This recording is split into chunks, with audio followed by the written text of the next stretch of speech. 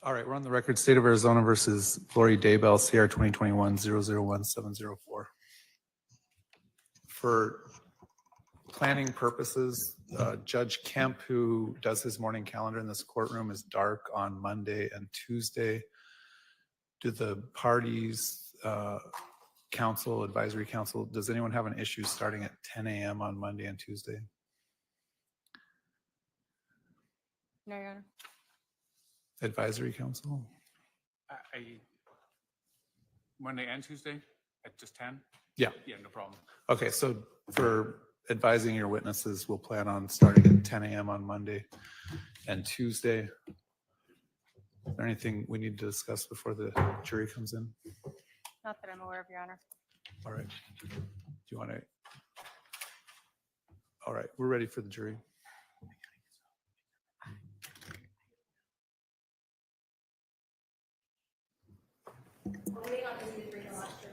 Okay.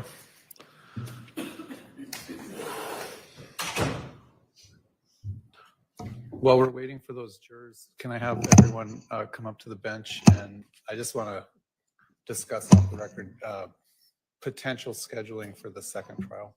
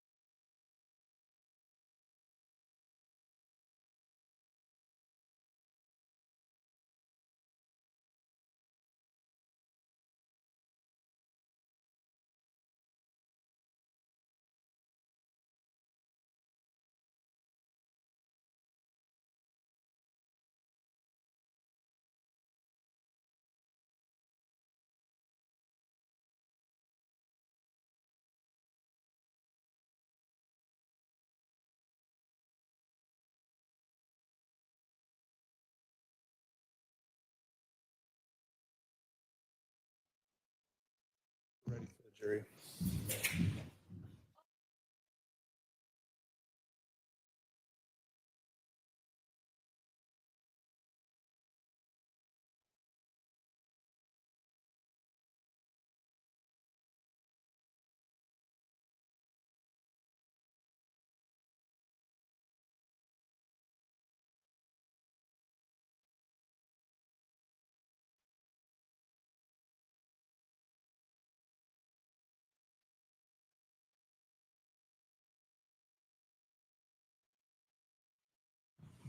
The jury is present. The state can call its next witness. Thank you. If I may go get him.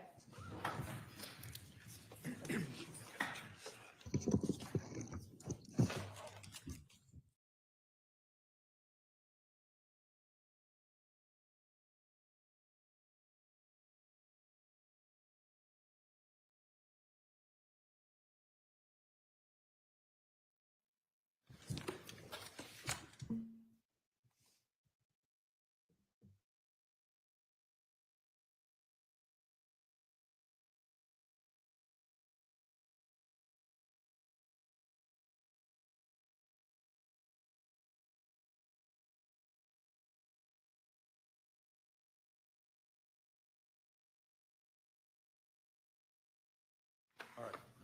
Sir, come on up. You're going to stand right here and be sworn in.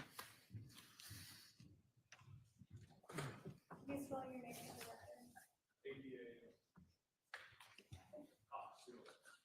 raise your right hand. You solemnly swear the testimony you're about to give will be the truth, the whole truth, and nothing but the truth, so help you God. All right, you're going to walk around the court reporter here. Have a seat to my left.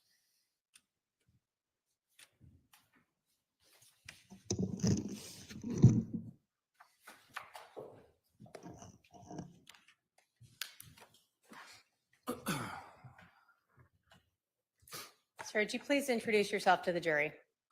My name is Adam Cox. How old are you, Adam? I just turned 56. And what do you currently do for a living or for life? I'm a pro pickleball player and instructor. Where are you living now? Just what state? I live in Arizona. Back in July of 2019, where were you living? Wichita, Kansas. Prior to your pickleball career, did you have a different career? I did. What was that? I was a radio morning show host. Is that why you were in Wichita? Yes. Did that make you travel a lot? Yes. So I want to talk to you about your family first, okay? Okay. Where did you grow up? I grew up in Southern California. Okay. Do you have any siblings? Yes. How many? 5 or And- 4 siblings. Can you tell us the names of the 5 siblings you had growing up? Stacy, Alex, Lori, and Summer. For Alex, did people refer to him as Al sometimes? Yes. And for Summer, did people call her Sum? Yes. Were your sisters Lori and Summer close? Yes. I want to ask you about another family member. Back in 2019, Melanie Boudreau. How is she related to your family? Melanie is my oldest sister, Stacy's daughter. So she's my niece. And was your sister Lori close with Melanie? Yes. Do you see your sister Lori in the courtroom today? Yes. Can you point her out and tell us what she's wearing? She's sitting there wearing black blazer. Honor, may the record reflect the witnesses identified the defendant. It shall. In July of 2019, was your sister married? Yes. Who was she married to? Charles Vallow.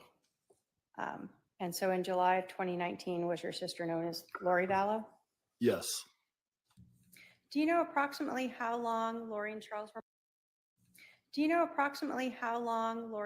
Married? I think over 10 years. Okay. Do you know if your sister, since the passing of Charles, married Chad Daybell? Yes. Did Lori your sister Lori have any children from prior marriages before she and Charles got together? Yes. And who were those? Colby and Tylee. Okay. And were they from the same marriage? No. By July of 2019, was Colby an adult? Yes. Do you have a son? Zach? Yes. Did your son Zach ever live with Lori and Charles for a bit? Yes. Did he move in there after Colby moved out? Yes. In July of 2019, was Lori's other daughter, Tylee, still under the age of 18? Yes. Do you know whether or not Charles helped raise Colby and Tylee? Yes. Did you know if Charles had any children from prior marriage? Yes. Do you know do you know how many children he had from a prior marriage? I think 2. Okay. And do you know if either of those 2 children lived with Lori or Charles? Visited. I don't know if they ever lived there. Did Lori and Charles have any kids together?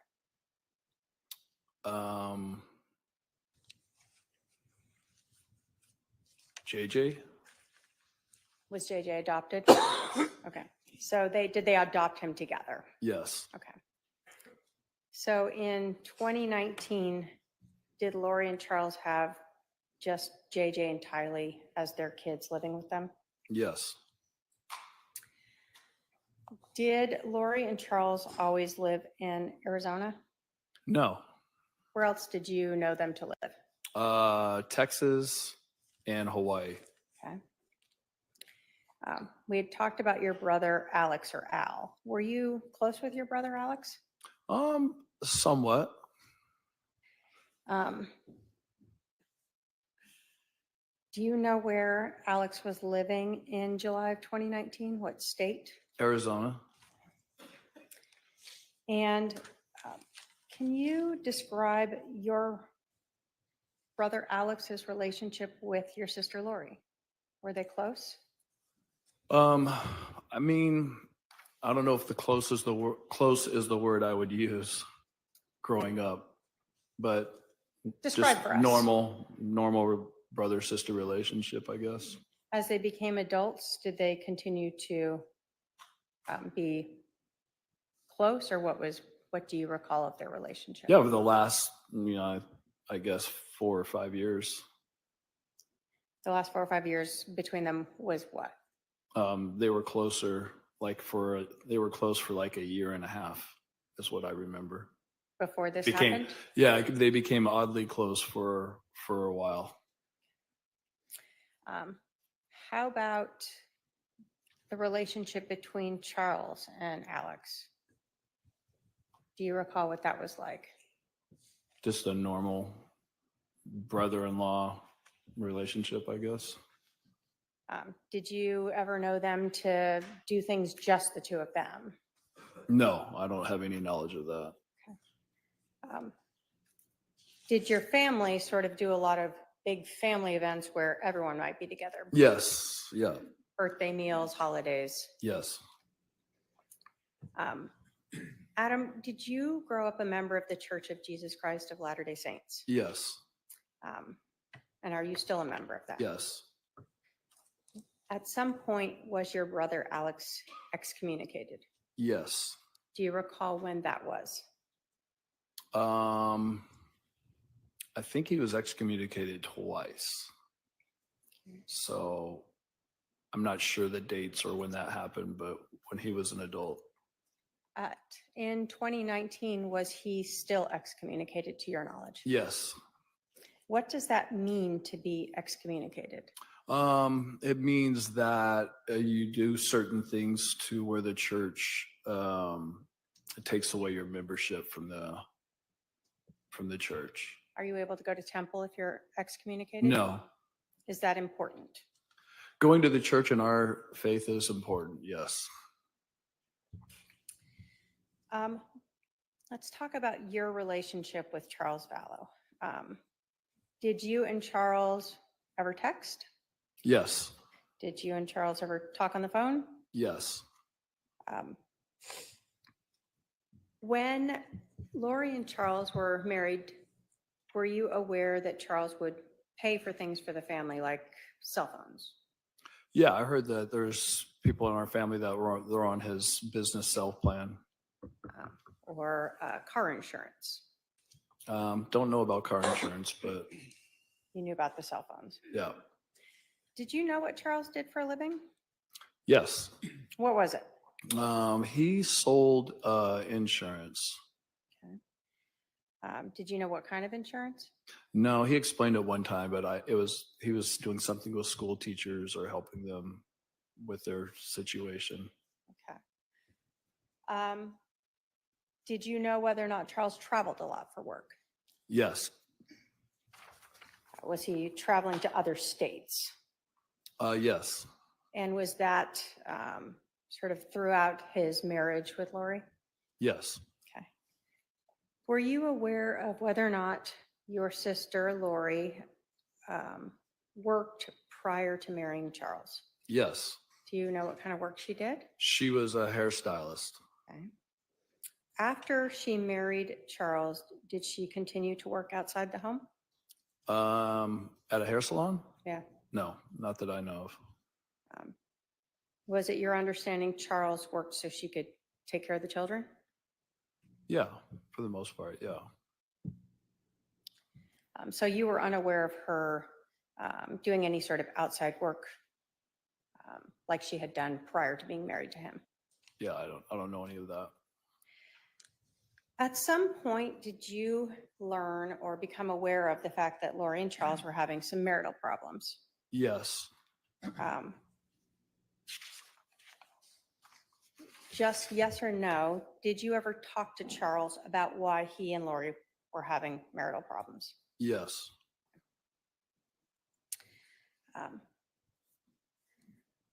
You yourself personally, were you aware of Lori having any beliefs that were outside of what is accepted by the LDS religion? Yes. Can you tell us what you were aware of that you knew to be outside the LDS religion? Lori told me that she was in the process of translating from a mortal human being to an immortal human being, a celestial state. That's something that the LDS religion supports? I haven't heard of it that it's happened here on Earth yet. Did you ever hear her talking about being married to someone that is relevant in your religion? Yes, I have heard that. Did she tell that to you? I don't know. I can't recall her telling me that, but I remember other people telling me that. Okay. Was there anything else that you recall her telling you that she believed that seemed outside the LDS religion? Yes. There was a time where she told me that she had more priesthood authority than the priesthood. And why, can you explain for us what that means, why that was significant to you? In our religion, the men hold the priesthood, and she said that she's in a state where she's above that. Okay. I didn't quite understand it, but very strange. Did you confront her about these beliefs? Confront her? No. Did you discuss with her about these beliefs? I just let her say what she wanted to say. Was there ever a conversation where, when she was telling you these things, where she asked if you thought she was crazy? Yes. How did you respond to that? I said, I don't know if you're crazy, but what you're telling me is not true. It's not real. After you said that, what happened to your relationship with Lori? She stopped talking to me. Were you ever aware of Lori believing that people could be dark or possessed by evil spirits? I later have learned that, yes. Did you ever try to tell your family about the beliefs that Lori had expressed to you? Yes. What was your family's reaction? One of the reaction was she's in a delusion. Let her do whatever she's doing and she'll come out of it at some point. How did this impact your relationship with your family when you're bringing up these concerns about Lori? They basically cut me off. So you bringing up your concerns about Lori's beliefs being at odds with the LDS religion sort of terminated your good relationship with your family. Yes.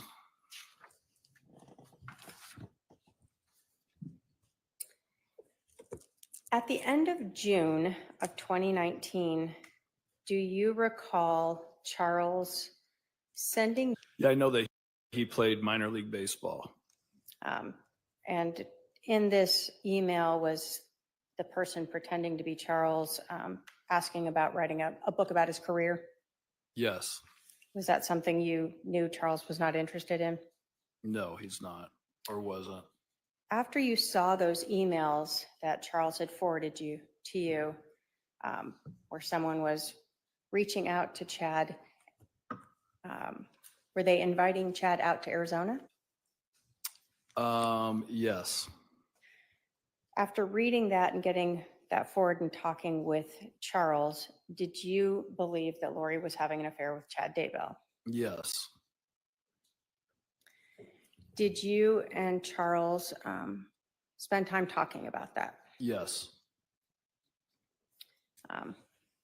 Was he kind of, I guess, in a tailspin? I'm not sure the best words to say from learning that. Yeah, he seemed a little desperate.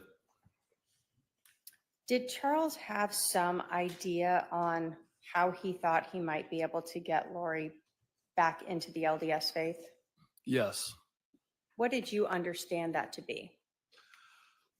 Charles just thought that Lori was going overboard and that she was going to the temple like 5 times a week, and that's not normal in our religion, and that she was going a little off the wall. So he figured that if she got her temple recommend taken away from her, that she would come back to normal, who she was before she started in all this things that she was believing. Now, you told us that you had heard yourself some ideas by Lori that were outside the LDS religion. Did Charles also tell you about other things that she had told him? Yes. Okay. And so did you talk with Charles about something that we'll term an intervention? Yes. What did you mean by an intervention? Intervention means Charles he's kind of desperate because nobody in our family would talk to him. I'm sure that, Lori had told people in our family not to talk to him. So he thought that, having an intervention would be getting in front of her, recording her, giving it to the stake president, or having the stake president hear what she was talking about and hear the crazy things that she was saying. So the intervention was part of the way to try to get her to come back to the mainstream LDS beliefs. Yes. Did Charles ask you to help him with this intervention? Yes, he did. Did you guys have a specific plan, like on X date at X time, we're going to do this? No. Had you talked to Charles about potentially going to Lori's and recording her on your phone? Yes. Did you talk to Charles and text him about another idea of having a family dinner and again recording her so that you could play that for the stake president? Yes. We're using a term there, stake president. Who is that? What is that in your religion? Well, in our religion, we have our churches organized to where we have wards, and then a bigger, like 4 or 5 wards are in a stake, and then there's a president of the stake, and so it's somebody who's in charge of everybody in the stake. Okay. So someone that's pretty high up in the church. Yes, yeah, And so the idea was to bring any of these recordings to show she's saying these things to his attention. yes,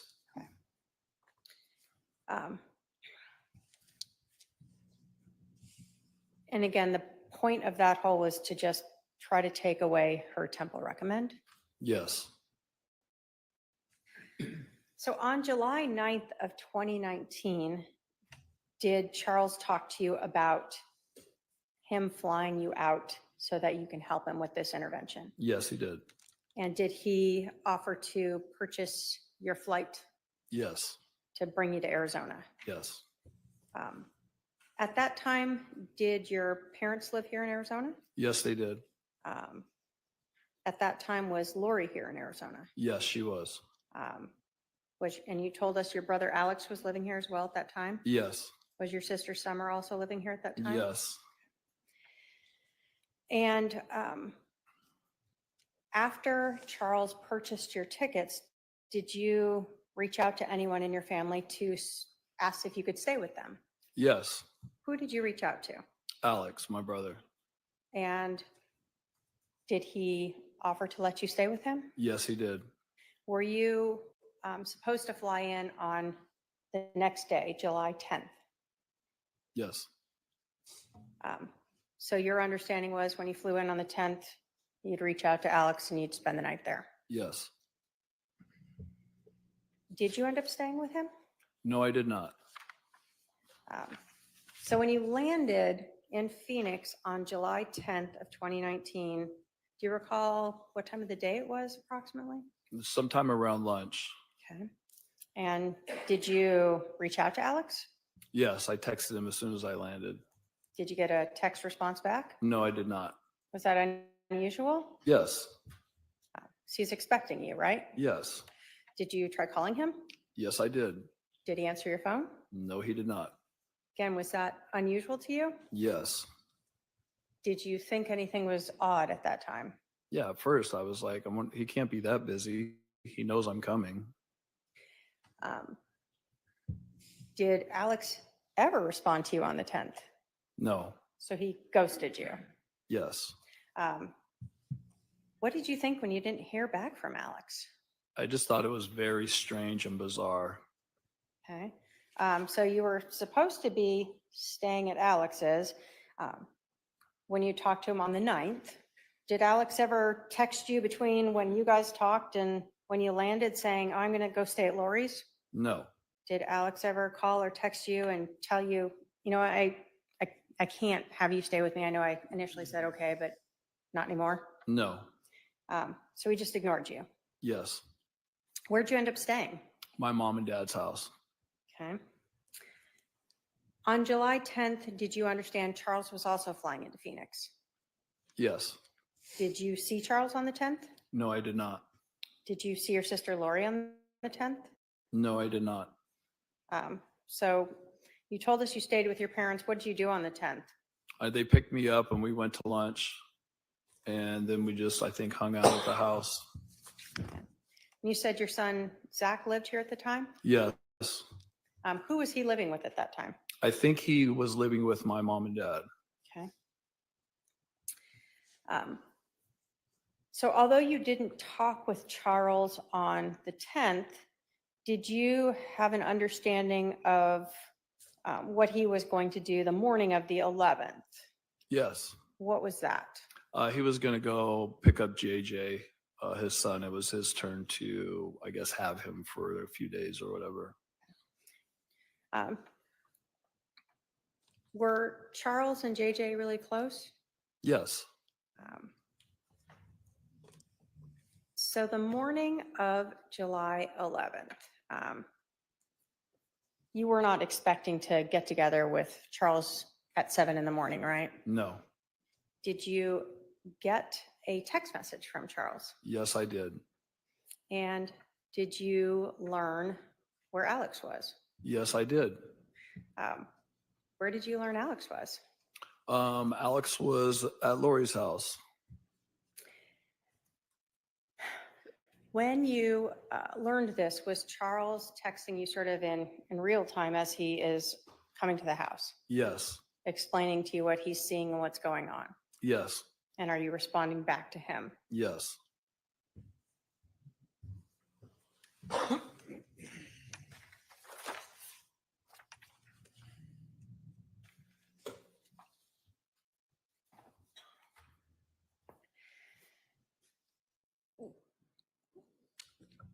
So you're at your mom and dad's house when you start getting these text messages from Charles. Yes.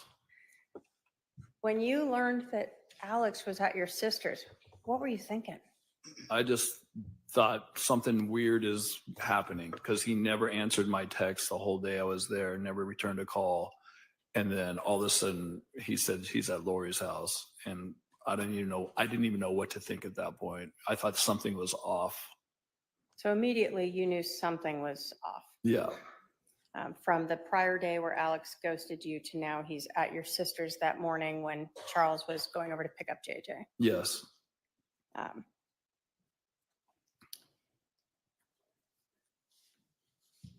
Were you concerned that Alex was at your sister's house? A little concerning. Yes.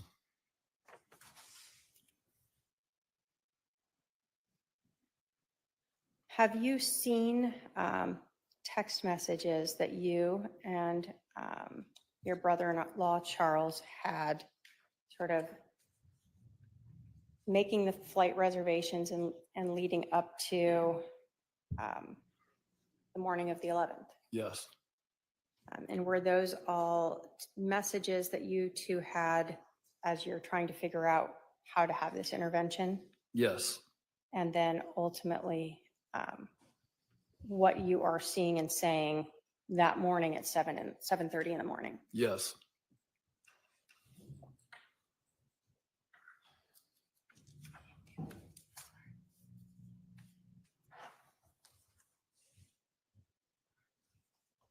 And I've shown defendant exhibit 210, if I can have a paralegal approach with that.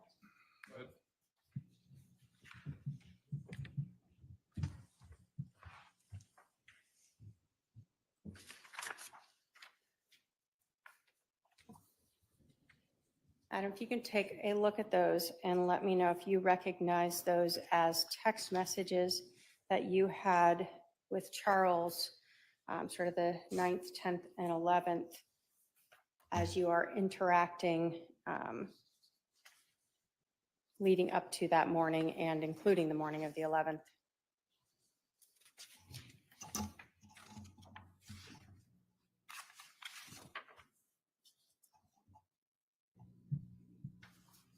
Yes. Your Honor, the state will move to admit exhibit 210 pursuant to 8031 as present objection? sense impressions. Yes, Your Honor, we object in lieu of that is a report and not the full extraction. All right, well, may I see that particular objection wouldn't prohibit admission, it would go toward weight, but give me a second here.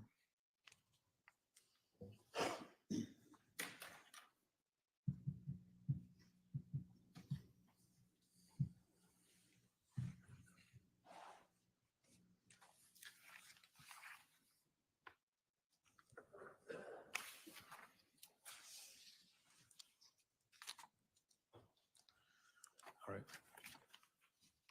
I'll admit 210. And if I may publish it then, Your Honor. If I could have the elbow, thank you.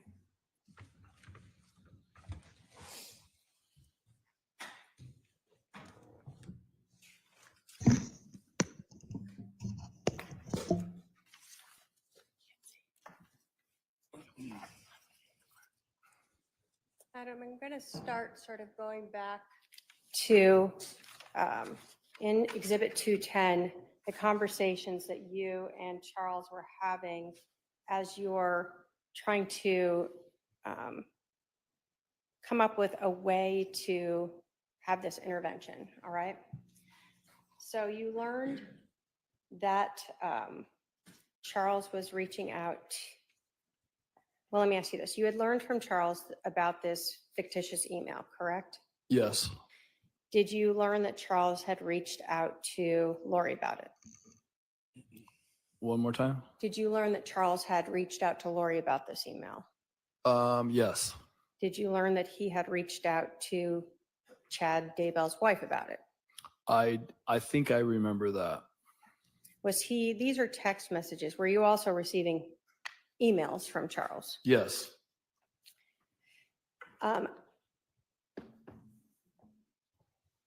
Does this sort of array of messages start to involve where you and Charles are talking about having you come out to Arizona to help with this intervention? Yes. And so do we see on the 9th, you letting him know that you could fly out tomorrow and come home Saturday or Sunday? Yes. Do we see as you continued on, he tells you that he could fly you in on Southwest, and he's telling you he's just right now landing in LA, right? Yes. And you knew he traveled a lot for work. Yes. When we get to the 9th at 9:11 a.m., did you get a message from Charles about how you were going to get everyone together without Lori knowing that you're going to have this intervention? Yes. And is that one of the ideas where you indicated that I'll go see Lori at her house and have a talk with her and keep your phone on record? Yes. So that was sort of one idea of a potential way to show the stake president that she was having these ideas outside the LDS faith. Yes. Does Charles kind of tell you he's not sure that that's really going to work? Yeah. He says, I think she'll leave, but it's worth a try. Yeah. Did you then suggest also have a family dinner with everyone? And then say, always leave my phone on to record what I say and what everyone else says? Yes. And then you go on to say that's to have proof for Holmes. Who's Holmes? President Holmes. He was our stake president, or their stake president. You were in Wichita, but he was the stake president here. I lived here before, and he was in my ward, so I know him. So when you're talking about the stake president, Holmes is who it actually is? Yes. Okay.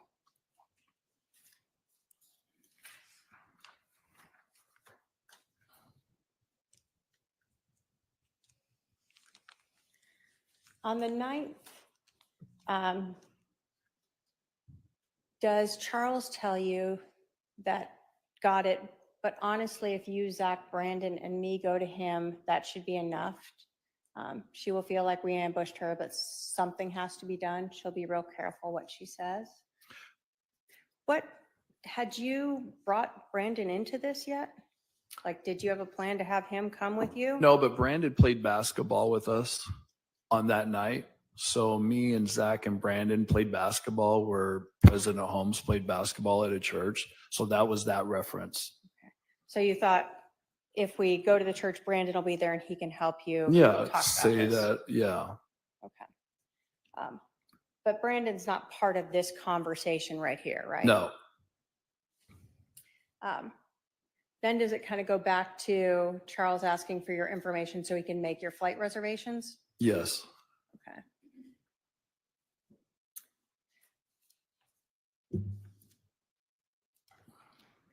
Then at 1:13 p.m., does Charles let you know that your flights are booked and that he emailed that to you? Mm-hmm. And then does he go on to say, I'm really uneasy about how she will respond, not only to you, but to me and Zach and Brandon, right? Yes. In talking with Charles and this intervention, was there a constant concern of how she would respond to trying to take away her temple recommend? Yes. Was some of that based upon your understanding of the things she had said to Charles in the past? That and others. Apparently, Lori was flighty. When Charles tried to serve her divorce papers, she disappeared and nobody knew where she was. So in Charles's mind, that she could be flighty and just take off again, where nobody would know where she is. So there was some definite reference to that as well. Okay.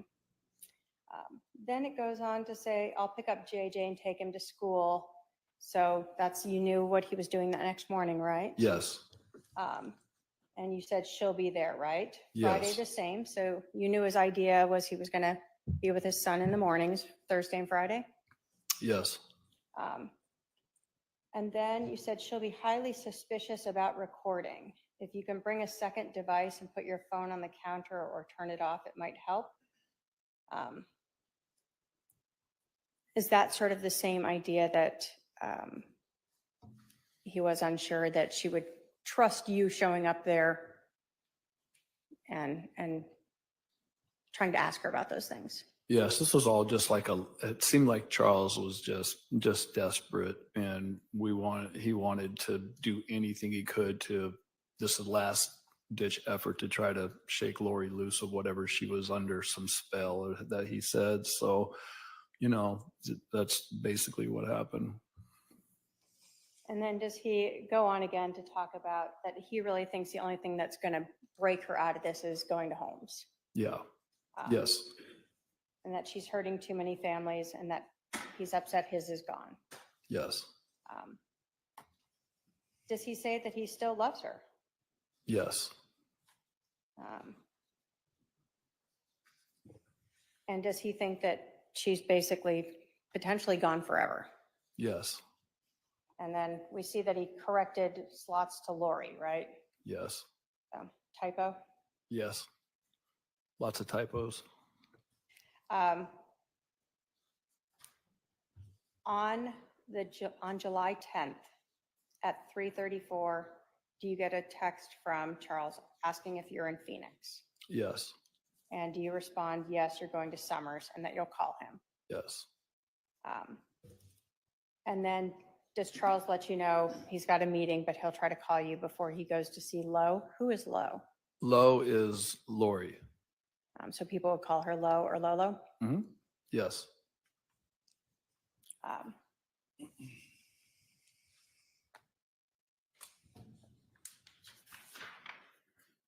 Do you remember if you talked to Charles on the 10th? On the 10th, what day was that? The day before. So when you flew in, did you ever talk to Charles? No, I don't remember talking to him then. So even though you guys had attempted to call, you don't recall if you ever spoke with him that evening or afternoon? Right. So at this point, you'd said you went to Summers in the text messages, and then later you stayed at your parents for the night. Yes. And then you knew that Charles would be going to pick up his son the next morning. Did you assume that you and Charles would meet up or talk sometimes later that day? I figured so. Okay, but you had no scheduled timeline for Nothing that? planned. Okay. So next in Exhibit 210, we see text messages from July 11th of 2019 at 7:35 a.m. where Charles texted you, Al is here. And then just a couple seconds later, he said at Lori's. Was this shocking to you? Yes. And what did you respond back? Did you say, really, I wonder why he never called me back? Yes. And then we see that you wrote at 7:36 and 28 seconds, they are planning something. Why did you write that? Because Alex not answering his phone the whole day and me calling him and texting him, not knowing where he's at. Nobody in my family said they heard from him or knew where he was. All that is very suspicious to me. And then Alex being at Lori's house that morning felt like something was really off. So when you told Charles they're planning something, Charles responded back, absolutely. Did you then let him know that you were supposed to spend the night at Alex's house? She probably blocked that. Yes. Did Charles respond to you, what you do is up to you? Yes. So were you kind of upset at your brother for telling you you could stay with him and then ghosting you, ignoring you? Yes. Were you upset at him for being at Lori's house when Charles was going there just to pick up JJ? Yes. Did you then text him, I'm going to put the pressure on to have him come get me right now, see what he says? Yes. Did you in fact text your brother? Yes. Did he respond back? No.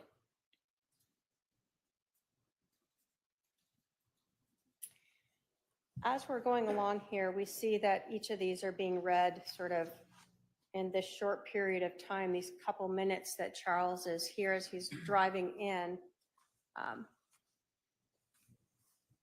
After you texted him about putting the pressure, texted Charles about putting the pressure on to have him come get me right now, did you then say okay to Charles? Yes. And then we see again that at 7:49:34 a.m., you texted Charles, me and Zach are going to the Stake Center tonight at 8 to play basketball. Holmes is always there, either playing ball or interviewing people. I will try to catch him and have a conversation with my old friend. Yes. What was that about? That was just part of the plan that Charles initially came up with to somehow get in front of the stake president. That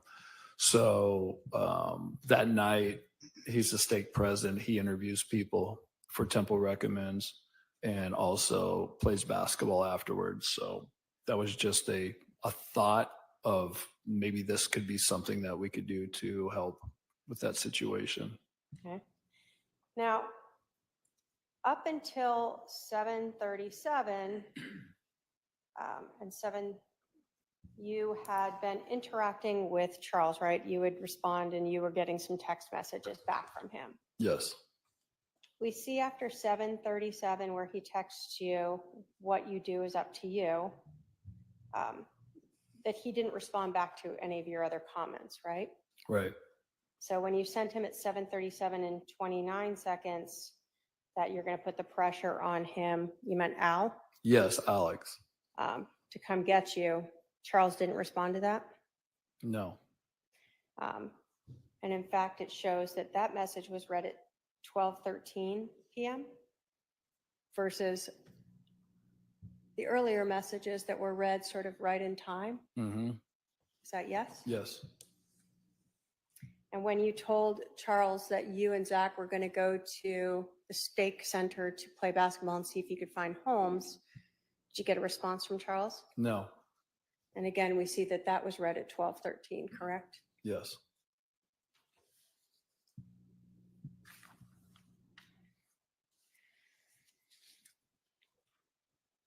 Did you go talk with Holmes that night?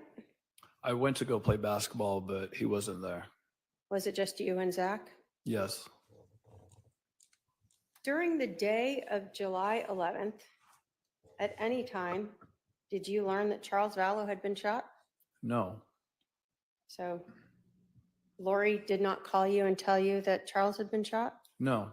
Alex didn't call you to tell you that he'd shot your brother-in-law? No. Anyone in your family talked to you about it? Nope. How about the next day, Friday, July 11th? Did Lori tell you Charles had been shot? No. Alex contact you to tell you that he'd shot Charles? No. Anyone in your family talk to you about that? No. Did you decide to go visit a friend in Tucson on Saturday the 13th now? Yes. What were you going down there for? Going to see my friend Eric. And did anyone come with you?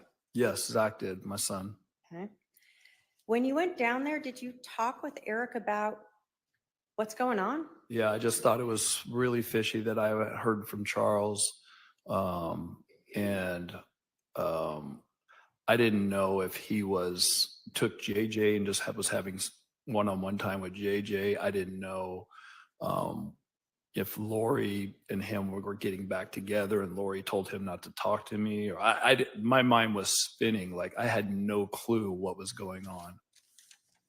Had you talked to any of your family about it? Were you still keeping that intervention thing secret from them at that point? No, at that point, but I think my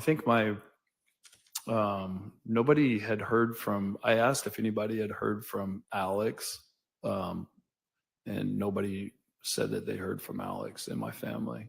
But at that point, I was there spending time with my son Zach, also to help Charles with what he wanted to try to get an intervention with Lori, and also to see my friend Eric because I live in Wichita. So I was trying to do 3 things at one time on my short visit. So on the 11th or 12th, though, were you still keeping that sort of secret that you and Charles had been wanting to do an intervention on Lori? Yes. You weren't telling your family, like, I don't know why we're not doing this. Charles asked me not to tell anybody. And was that actually sort of a message you guys had talked about of who in your family might be, might prevent any type of intervention? Yes. And who in your family were you guys concerned with if they learned about the intervention might try to stop it? Mom and Dad, Summer, Alex, too? Alex. Yes. So even though you're here and you're seeing your family and you're seeing your son, you don't want to tell them a lot about Charles because you're trying to still keep that quiet in case he does want to go forward with it. Exactly. Yes. So you're in Tucson and you start talking to your friend about Charles. Yes. Do you learn at some point that Charles has been killed? Yes. I was talking with Eric saying it just something doesn't feel right. I haven't heard from Charles, and usually he would text me or send me a message or something. And then Eric asked me, he goes, well, what's his last name? And I said, Vallow. And he was on his computer and he just Googled Charles Vallow. And he said it popped up that he's been killed by his brother-in-law. So you learn this. What is going through your mind now? Just everything, chaos. I had a knot in my stomach. Just probably one of the worst feelings I've ever felt in my life. Obviously, you had been concerned that something was being planned when you told Charles that on the morning of the 11th, right? But Well, not that. Not that, but yeah, it felt like something was off. That why Alex would be at Lori's house that morning. Did you know your brother Alex to carry guns with him? Yes. Did he regularly go shooting with guns? Yes.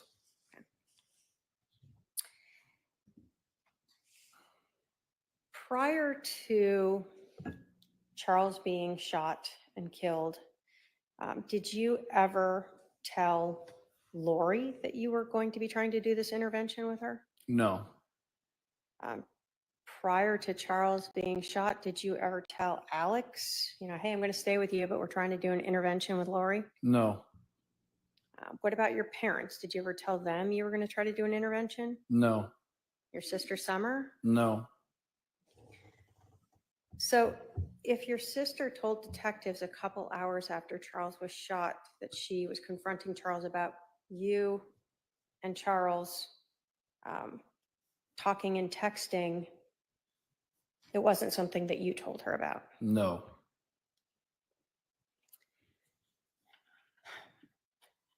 You told us that you are LDS. Have you ever taught Sunday school? Yes. Can you tell us about the story of Nephi? Nephi? Mm-hmm. Well, Nephi was a prophet in the Book of Mormon. It's the first chapter. He was a prophet, very humble and faithful servant of the Lord. Ironically enough, his brothers tried to kill him at one point.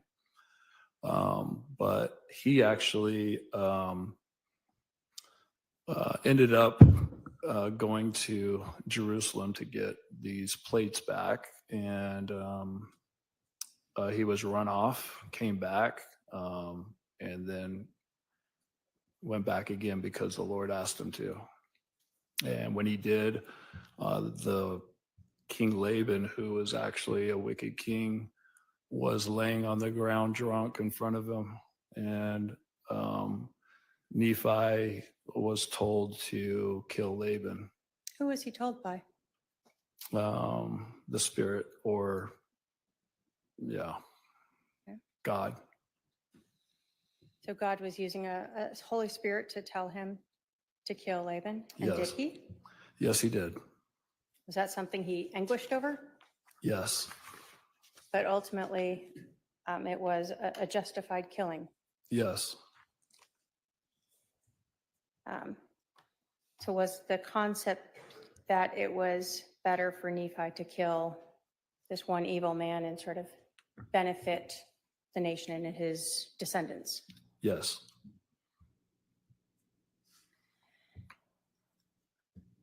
Were you aware that that your sister had told people that Charles was possessed by evil spirits? Yes. Were you aware that your sister had told people that your brother-in-law Charles was dark? Objection. Calls for hearsay. It's whether or not he was aware of it. Whether or not Yes or he's no? aware, he can answer yes or no. Yes.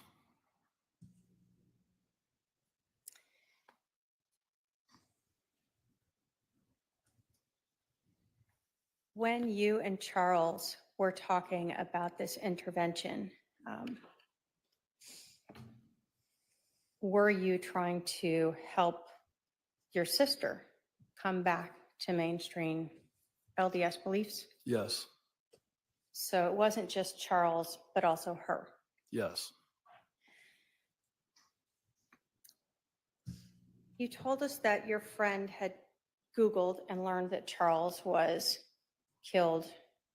Did you know at that time it was by your brother Alex? That's what the article said. So yes, he told me that. What did you do after you learned that? Freaked out for a little bit, cried, didn't know what to do. Thought my world was coming apart. Then I got angry a little bit, and then called first thing I did, I called Kay, who's Charles's sister, and asked her, because she's the only one that I felt safe calling after knowing my family was involved in this or thinking of this, that I asked her if she knew that Charles was dead, and she said she just learned of it too. Did you learn from your friend when, because it's now the 13th when you learned this, right? Yes. Did you learn when that happened? Yes, I did. So you knew on that Saturday, the 13th, that Charles had been killed that morning Yes. of July 11th. Yes. Did you ever come back to Phoenix and confront anyone in your family about this or talk to them about it? Yes. After I talked to Kay, then I called my mom and asked her if she knew that Charles was dead. And she said yes. And I said, "What's going on?" And she said, "You tell me what's going on." And at that point, I thought that was bizarre that she would say that. So I said, "Well, we need to sit down and talk." And she said, "Yes, we do." And so me and Zach got in the car and drove back to Phoenix. Did you go to your mom's house? Yes, I did. Did that conversation go well? No. Did this create a break in your relationship with your mom? Yes. Did you stick up for Charles? Yes. Did sticking up for Charles create issues between you and most of your family? Yes. Did you continue to stick up for Charles even with that happening? Yes. After you had that argument with your mom, what did you do? Me and Zach left her house and we were staying at Summer's house, my sister, who was away on vacation. And we were staying at her house and we went back to her house. We were watching her dog. You were supposed to leave the next morning, Sunday, to go back to Wichita. Did you return back home? Yes, we did. Did your son go with you this time? Yes, he did. After this whole incident happened, did you not talk with your family for a long time? Yes. Did it cause a lot of friction in your family? Yes. Have you started to try to talk with your family some? Yes. I have no other questions, Your Honor. Cross?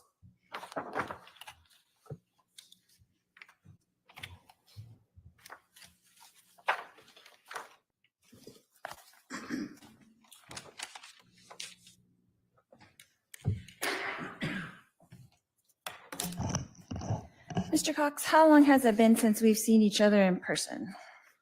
Don't know. When was the last time you saw me? I don't recall. So, has it been a year, 2 years, 3 years, 5 years, 6 Something like years, that. 7 years, 8 years? Something. Okay. So, you have no idea. Nope. You have no idea when the last time you saw me in person. I don't know the year or how many years it's been. Okay. So, did you see me at Colby's wedding in January 2018? No, I was not there. You didn't come to Colby's wedding. No, I did not. So, did you see me sometime that year at my house Possibly. where Colby got married? That house. I did see you at that house. Yes. At least one time. Yes. So possibly in 2018. Yes. And when was the last time we had any communications? The last time I remember our communications was you and I were speaking in the kitchen when the family was over. Okay. So you think that was that time in 2018? I think so. Okay. And were we eating my green chili chicken enchiladas? Do not remember that. You do not remember that? Nope. Is that what I made every time we had a family get together, which was like 10 times a year? I don't remember that. Okay. And when was the last time that we had a phone call or text message? I have no idea. Could it possibly be around that exact same time? Possibly. Okay. So that was possibly in early 2018? Yes. Okay.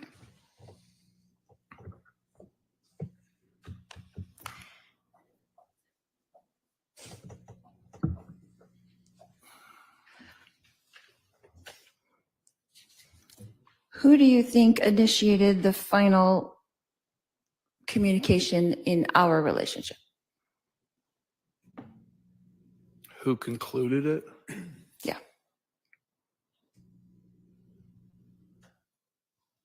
I don't know. So right now it's 2025, is that correct? Yes. And so we haven't spoken in about 8 years. Would that be correct? Probably 7 or 8 years. Okay. So would you say up until that point that how often would we communicate before that? Before what? Before 2018? Probably on a regular basis. Once a month, twice a month, 3 times a month. Like a call or a text message? Yes. Just keeping in touch? Yes.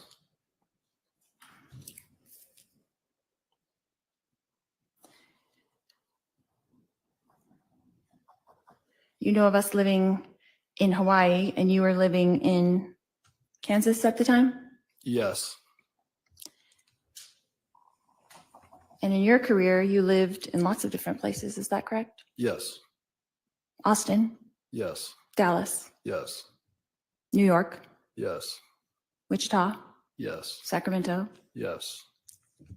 Did I miss anything? Others. And I was in Texas, Yes.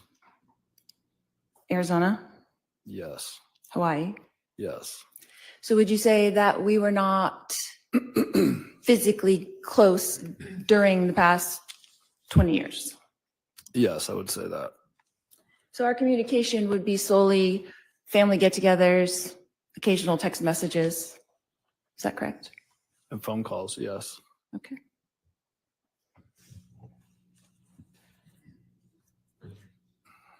So, Mr. Hawks, did you see or hear or personally witness me conspire with my brother Alex Cox to murder my husband Charles Vallow?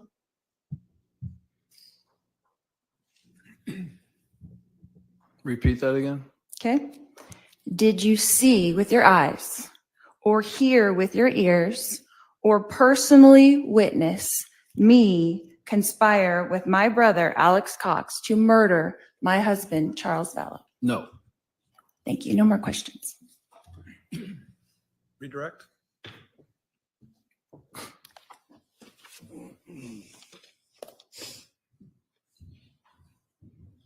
Have you talked to your sister since Charles was shot and killed? No. So since that happened, you cut off all communications with her? Yes. Prior to that, you were being asked about 2018 being at Lori and Charles's house. Was that the time where Lori told you she was becoming a celestial being? Yes. And the time where she was telling you other ideas that were not in line with the LDS faith? Yes. After you had heard those statements by your sister, you told us that she had asked you if you thought she was crazy, right? Yes. And you had responded back how? I don't know if you're crazy, but what you're telling me is not true. After you told her that her beliefs were not true, did that sort of end your talking with her? Yes. You were asked if you personally saw, heard your sister Lori conspire to kill Charles. Were you there that morning? No. Were you the person who was supposed to, though, be with Alex on the 10th into the morning of the 11th? You spent the night with him? If I would have spent the night with him, yes. So that stood out to you because you had made plans with your brother, right? Yes.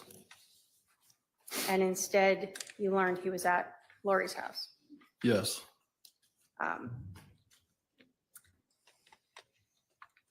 You told us that you thought it was odd that your brother would be over at your sister's house at 7:30 in the morning. Yes. And you were aware that your brother had guns. Yes.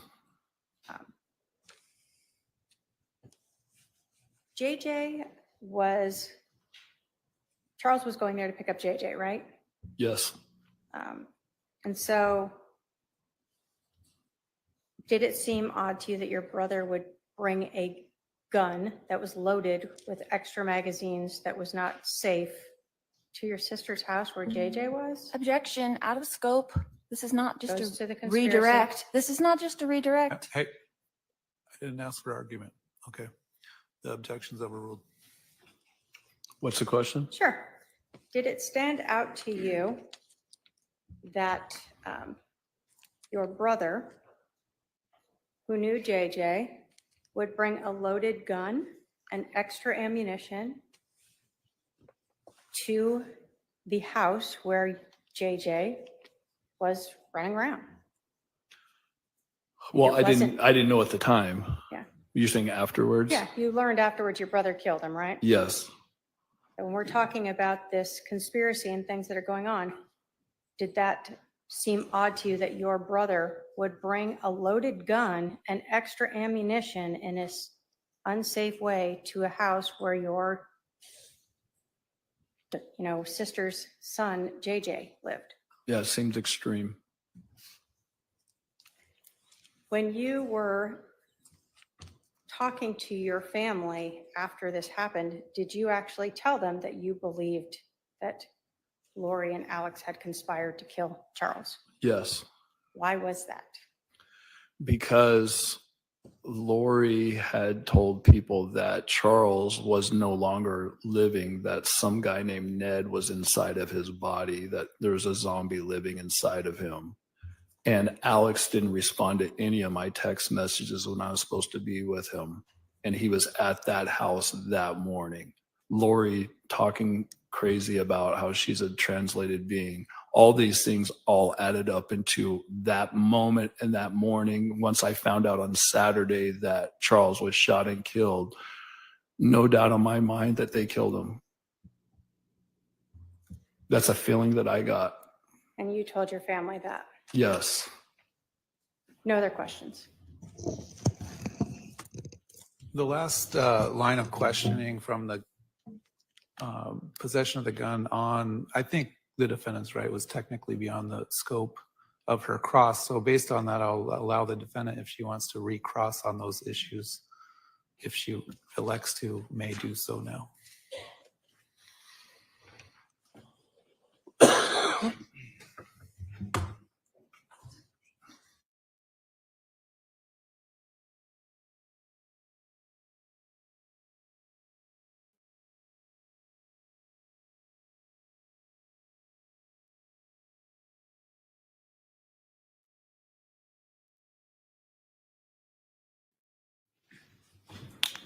No questions, Your Honor. All right. Are there any questions from any member of the jury? Not seeing any, sir, you can step down. You can step down. Thanks. So you can call its next witness. Thank you. I may go get her. Go ahead.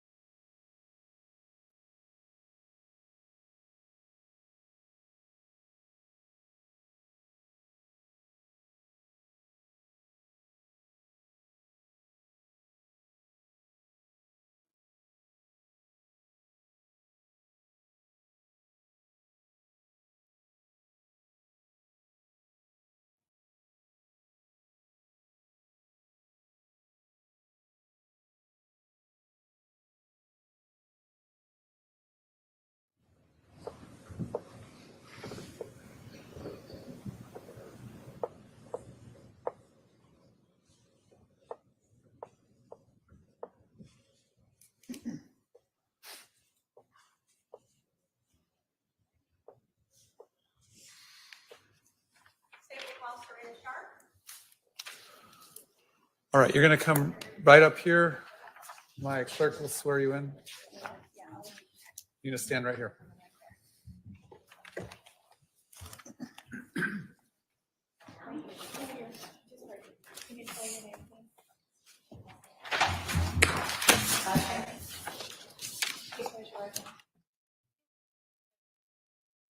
Will be the truth, the whole truth, and nothing but the truth, so help you God. You're going to walk around the court reporter here and have a seat just to my left.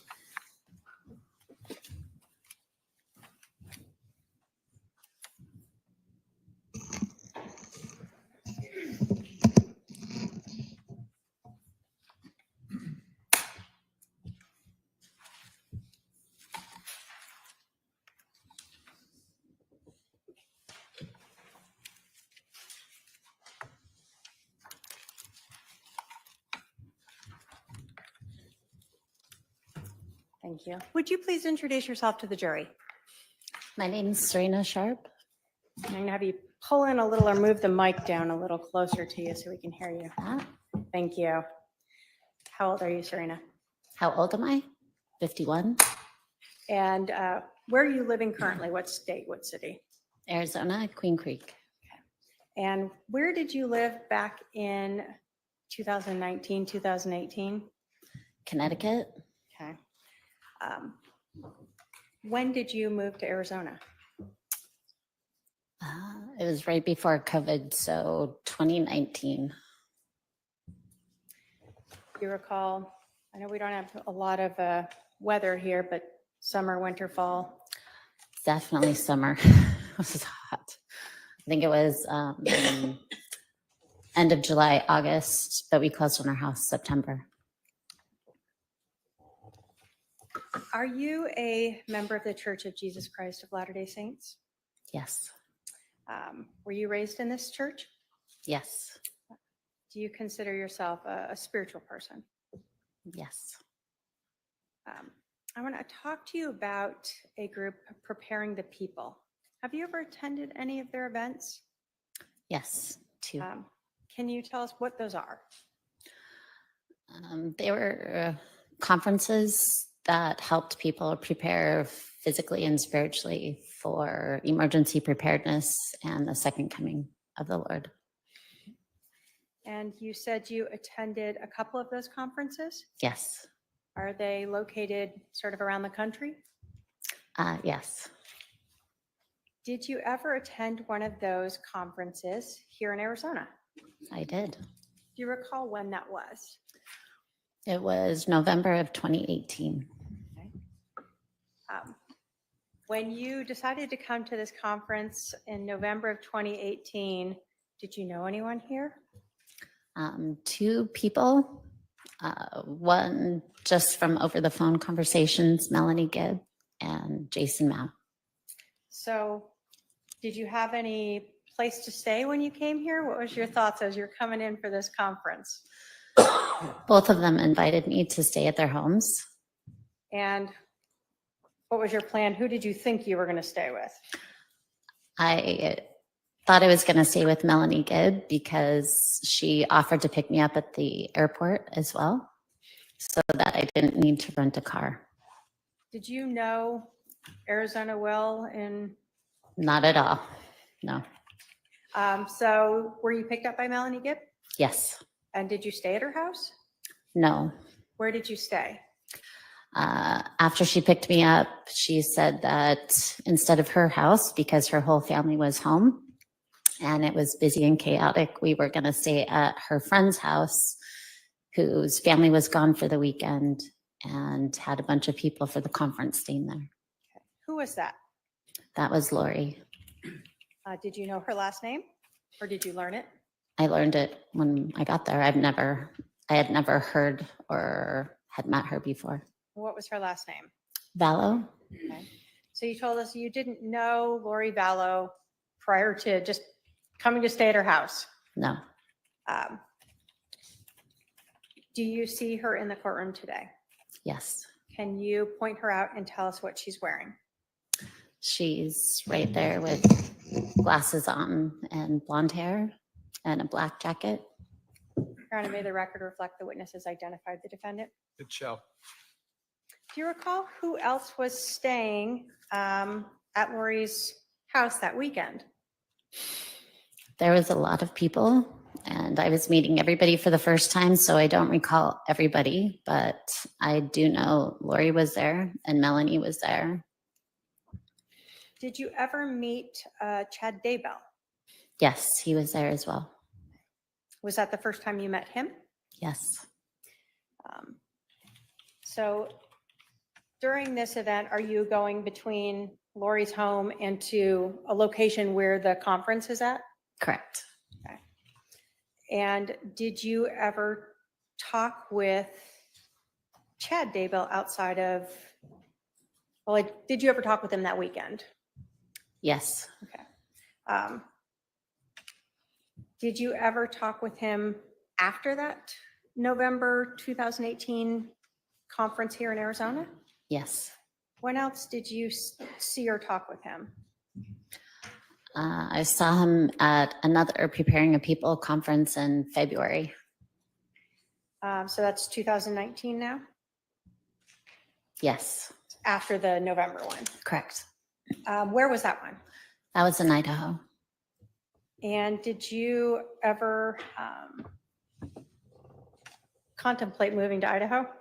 Yes. Did you ever meet with him in Idaho well, did you learn he lived there? Yeah. When did I learn? Did you learn that he lived in Idaho? Yes. And did you ever, in fact, meet with him in Idaho to kind of talk about possibly moving there? Yes, I was actually house hunting with a realtor and in the city that he lived. So we connected for a few minutes. What city was that? Rexburg? Did you know if Chad was married at that time? Yes. When you were staying at Lori's house in Phoenix in November of 2018, did you understand her to be married? Yes. At that time, did you have any idea that Lori and Chad were having an affair? No idea. After you met Lori at this and stayed at her house, did you have any more conversations with her, texts or phone calls? Yes. Were you ever invited back out to Arizona? Yes. When was that? That was in March of 2019 for a girls' weekend. What was the girls' weekend going to be? It was a few girls coming together for a girls' weekend. So Whose house? Where was it going to be? that was at Zulema's house. And I think from my memory, she's the one who invited me and started that girls' weekend idea. Had you met Zulema before? Yes. Where did you met her? I met, it's vague, but I think I met her at the first Preparing a People conference I came to, which was the November 2018 here in Arizona. Okay. And had you talked with her as well between that November time and when you came out in March? Yes. Who else was part of this girls' weekend that you recall? It was Lori and Melanie Gibb, Zulema, Christina, Nicole, and myself. I think that's it. Now, were all of you women members of the LDS Church? Yes. During this time, did Lori ever tell you things about her beliefs that seemed to go against what you understood or what you were taught through the LDS Church? Yes. Did Lori ever tell you that she did not need to repent? Yes, she did.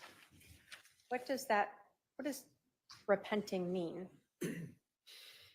Repenting means turning to God and confessing our sins and repairing our relationship with Him so that He can take on our sins for us and we can become better people through Him and seek His forgiveness.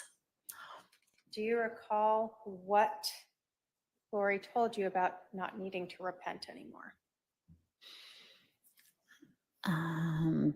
What I remember is she's had a couple of verses in the Bible that she pulled out and read and then said, I believe something to the effect of, I believe we don't need to repent anymore.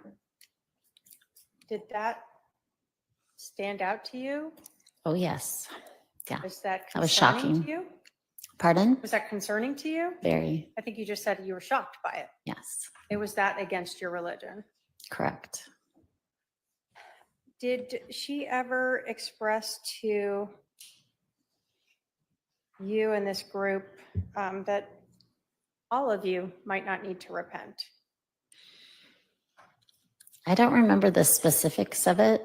If she was trying to apply that to us or just to her, I don't remember. I just remember she said we, or generally, I don't remember the specific words she used, but that there was not a need for repentance anymore. Do you recall, have you been interviewed by the police a couple different times? Yes. Do you recall being interviewed in April of 2021? Was that was the Chandler Police At the Department? police department instead of at your home? Do you recall saying to the detectives then that she said, we don't need to repent anymore. We've come to that stage. And then you were asked when she said we, was she talking about like her and Chad or all you guys? And you said she was trying to get all of us to believe that. Mm. You recall saying that? I don't recall saying that, but if that's in the transcripts, that was much closer to the time when it was said. It's been a few years. I don't remember exactly what was said anymore. So your memory back then would have been better than now. For sure. So if you had told the police back then that she was trying to, in fact, tell everyone that you could follow along with this belief of not repenting, you would have been truthful to the police back then. Of course, yes.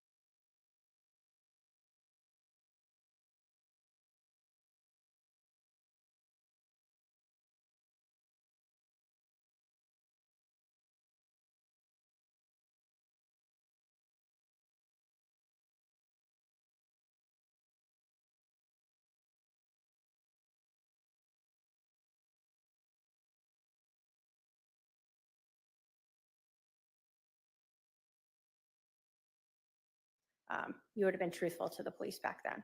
Of course, yes.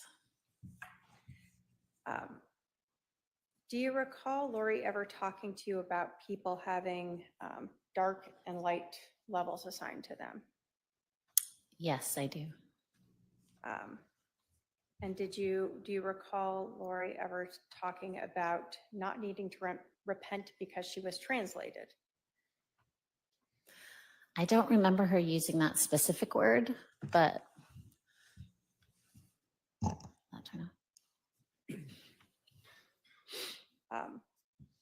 What do you recall her saying with regards to that? I remember her talking about changing physically and spiritually. Those are the two I remember. And by changing physically, what do you recall of that? Just being filled with more light and knowledge so that we could become closer to God. So is that sort of the same as when we're talking about being translated? Yes. Okay. I just don't remember her saying that specific word. Okay. So the concept was the same, Mhm. whether or not she said that word, you don't recall now. Correct. Did Lori ever talk to you either that weekend or prior to that about casting? Yes. Do you recall if Lori was the person who brought up casting? I believe she was, from my memory. Do you recall if she talked to you about casting on more than one occasion? Yes. Um, Now, how many times do you recall that she had brought this up? I don't know how many times. It was more than once? Yes, it was more than once. Did she ever bring it up while you were talking or Zoom talking like we used to do in the pandemic? I never Zoom called with her. I Did you don't phone call? phone calls. Yes. So at least one phone call you recall hmm that she brought up casting? But I remember one phone call. There might have been others. I just don't remember. What, so was that phone call, to the best of your memory, before this girls' weekend in March of 2019? From my memory, I think it was after, but So then let's talk about the weekend of March, the girls' weekend in March of 2019. okay. Did Lori bring up casting there? Yes, she did. And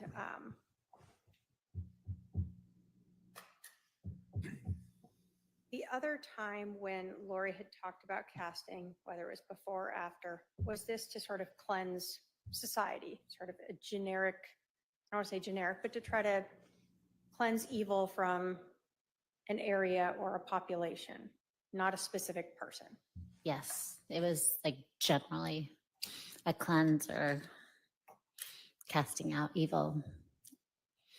Have you on your own sort of prayed to get rid of evil? Yes, I have. Is that sort of a personal casting that you've done, Uh, if we want to term it that way? yeah, I wouldn't term it that way, but yes. Would you just term it as you're praying for the better of the world? Praying and or casting out evil. Yes, in the name of Jesus Christ. But you said you had never used casting as a term before. No. So Lori was the one using this word casting. I don't recall her using that word. I think she was also saying casting out from my memory. So casting out. Mhm. When you met up on this girls' I'm weekend, sorry, was the last answer a yes? this was the first, I guess, Lori was the one using the term casting out. Yes. On this March girls' weekend trip, do you recall having Lori ask everyone to help cast out as to a specific person? Yes. Can you tell us who that was? It was her husband, Charles. Had you ever met Charles before? Vague memory, but it was a quick, I think, meet as I was leaving Arizona for the Preparing a People conference in November. I was going to the airport and I think he was coming in at the same time. Again, it was pretty chaotic. Yeah. But I think that's when we met very briefly. So he was kind of coming home and you were leaving. Yes. Did this seem unusual to you to do this, to be asked to cast out as to a specific person? Yes. But not. Did you say unusual? Did it stand out to you, her asking you to cast out as to her husband? Yes, it stood out to me. During this weekend, did Lori talk to you about her husband, Charles Vallow, being possessed? Yes, she did. What do you recall about her talking about her husband being possessed? I recall that she spoke about her husband being possessed by an evil spirit, and she named the evil spirit. Do you recall what the name was? Yes. What was it? It was Ned. N-E-D? Ned? N-E-D. When you heard this, Did that stand out to you as well? Very much, yes. Very unusual. Are you someone who questions things? Or Yeah. do you just go with the flow? I question things. So you're hearing these things from Lori that are standing out to you, some of them very against your religious beliefs. Are you starting to ask about some of these things? Yes. I remember I was asking a lot of questions about the repentance thing she brought up. And I remember asking and talking to some of the other ladies about the casting out in a group setting before or stuff like that. Do you recall Lori Vallow telling you that her husband Charles was no longer Charles, that he was now this possessed person? Yes.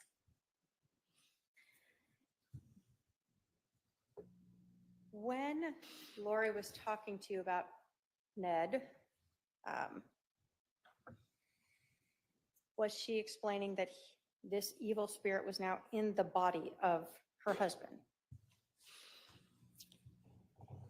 I don't know if she used those exact terms, but that was the impression I got. Yes.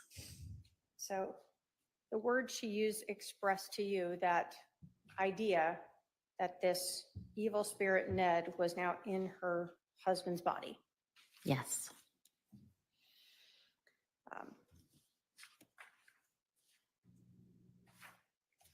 So did you ever hear Lori use the term zombie?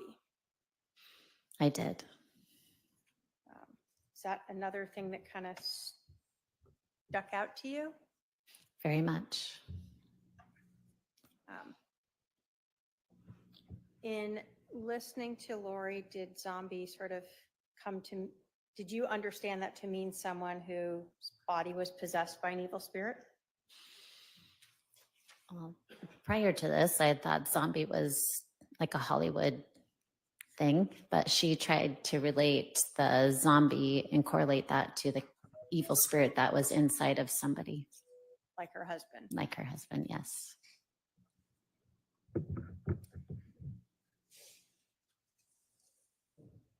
Did you ever start to question Lori about zombies and these evil spirits inhabiting her husband's body? Did you try to question her about that? I don't recall specifically.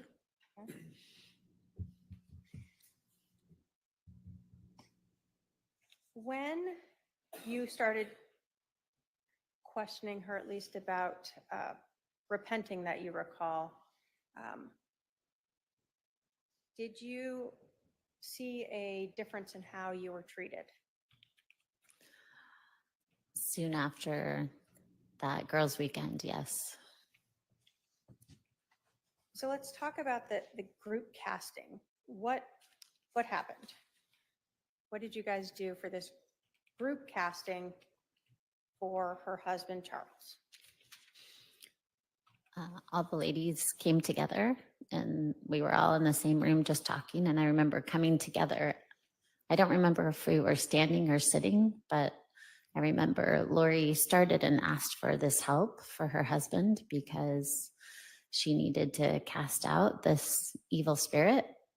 And she asked to just go around the room and each of us take turns casting out to see if we could get rid of this evil spirit within him.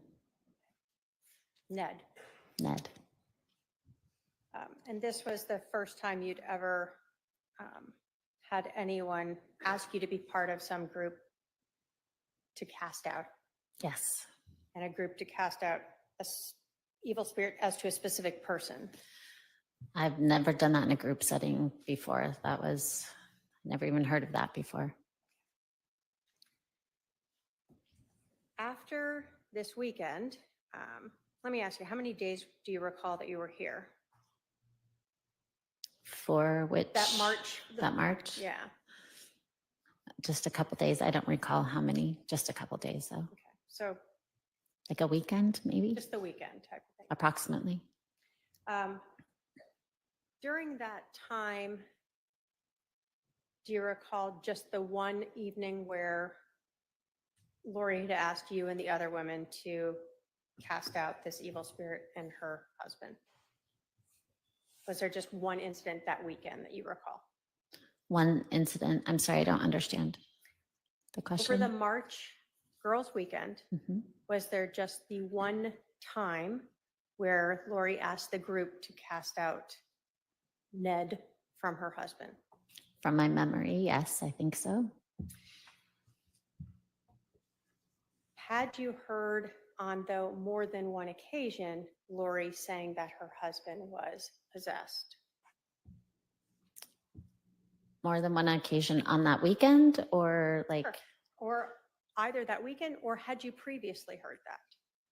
I don't recall previously hearing that.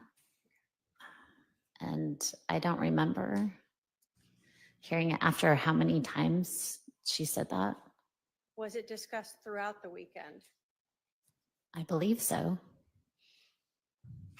Let's go ahead and recess for lunch. We'll resume at 1:30 p.m. I'll tell the jurors to remember the admonition. All rise for the jury.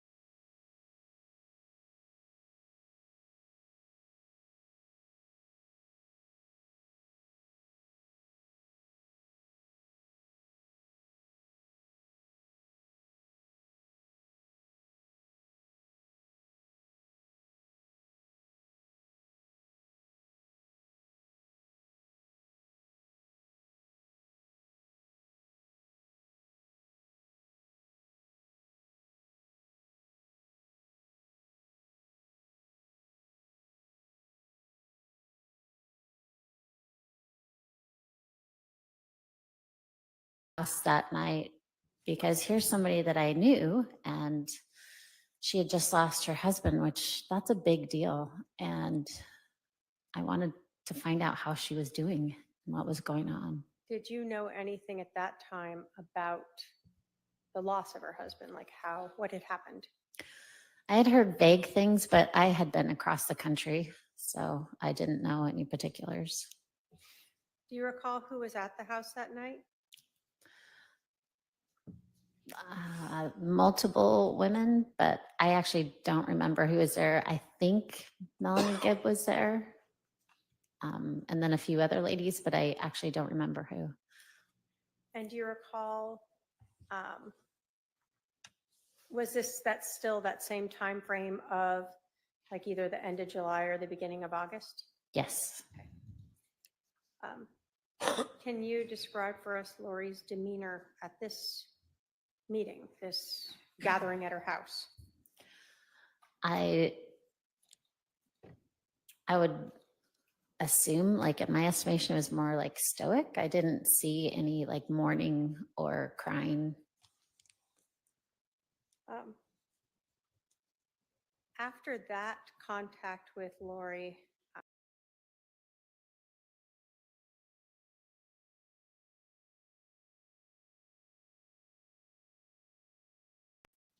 did you know that she had moved out of state? No, not till long after she already had. Did you know that she had married Chad Daybell? Nope. So basically, after paying your condolences, that was sort of the end of your contact friendship with Lori Vallow? Yes, I think there might have been a few texts after that just to check up on her and see how she was doing. She had just lost her husband again. So, and I think she was trying to figure out how to move forward, and I was concerned. So, but nothing of substance. Was your interactions with her via text very limited? Yes. No other questions, Your Honor. Cross-examination.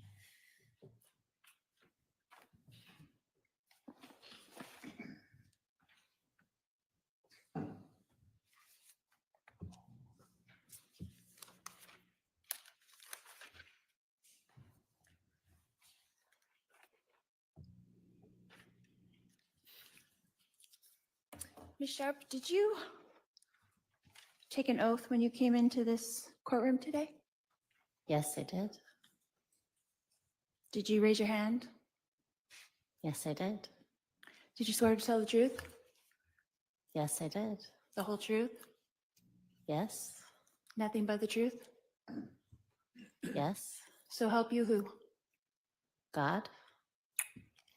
So can we agree that this court acknowledges that your testimony here today will be accountable to God? Your Honor, I'm going to object to the relevance of this. Sustained. Your Honor, they brought up the religion. Ask for a response. It's sustained. Ask the next question. Do you believe that your testimony here will be accountable to God? Yes. Okay.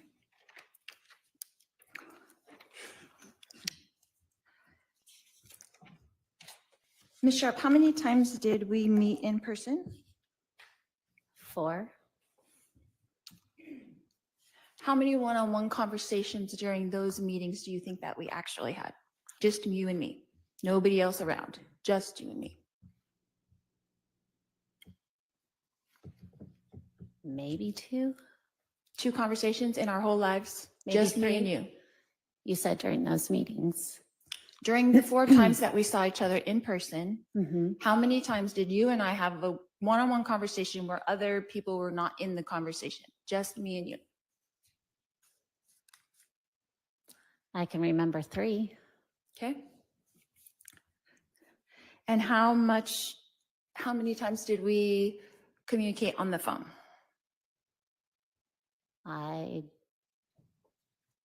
Do you want me to estimate? I don't remember how many times. Sure, just an estimate.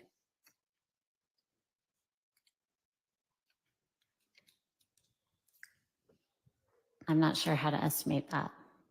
Multiple times? Like more than 10 or less than 10? Probably more than 10. More than 20? I don't remember. Okay. And text messages, the same. How many times do you think that we conversed via text?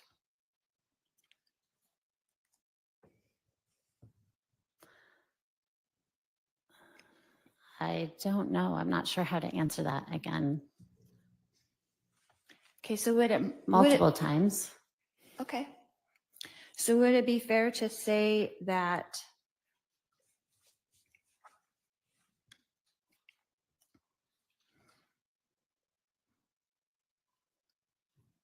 some of the things that you remember are from other people and not actually from me to you directly? Perhaps. Okay. So in the instance when you said that I mentioned to you something about zombies, I would like to know what I said to you exactly verbatim about zombies. Well, I remember we talked about zombies in 2019 for the girls' weekend. You had Okay. mentioned zombies. I mentioned zombies at that weekend out of my mouth and not someone else, but me. Object to argumentative. Overruled, you can ask, why don't you rephrase that question? Okay. So you're saying under oath that I said the word zombies at that meeting, or I'll go with that. To the best of my recollection, it was that weekend during the girls' weekend, 2019. And Again, that was 6 years ago. So like verbatim, I don't remember verbatim, but I think it was that weekend. So it could have been that someone else was talking to you about zombies, but I was actually there also. Is that correct? I'm going to object that the witness has answered that question and said it was her. Overruled, she can answer. Would you mind restating, please? Is it possible that someone else said the word zombie and not me at that meeting when we were all there with the girls? It's possible, but I don't think it was. I think Okay, it then was what you. did I say exactly about zombies? I want to know the sentence I said to you about zombies. Hold on. Again, Ask questions, okay? I Don't make object to statements. asked and answered. So rephrase your question. What sentence did I say to you with the word zombie in it? I'm going to object to asked and answered.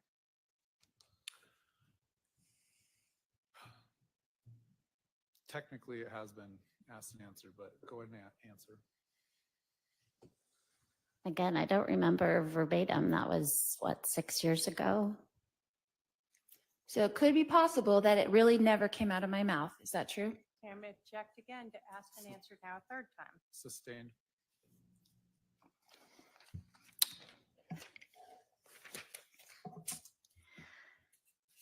Ms. Sharp, who are the three Nephites in the Book of Mormon? The 3 Nephites? I'm sorry, I don't understand the question. In 3rd Nephi 28, the three Nephites, do you know who they are? Off the top of my head, no. You do not know who they are. No, not off the top of my head. Okay. In the Bible, do you know of John the Revelator? Yes. Do you know of John the Revelator being translated? I don't remember that, but You don't remember that? What about in the Old Testament, Elijah? Was he translated? Your Honor, I'm going to object to relevance. What's the relevance? I've been accused of being out of the scope of the LDS religion when this is exactly in the scope of the LDS religion. All right, I guess to the extent you're comparing yourself to these biblical figures, I'll allow it. related? Yes, I believe so. Okay. But you don't know that John the Revelator was translated as well? I can't remember. And then the three Nephites in the Book of Mormon, they're translated as well? No, there were 3. You asked me their names. I don't remember their I names. wasn't asking their names. I said, do you know who they are? As in, are you aware of them? I'm sorry. I'll be more specific. Are you aware of the 3 Nephites in the Book of Mormon? Yes. That they were translated? Yes. So is it fair to say that that isn't uncommon in the Christian belief system to believe in people being translated?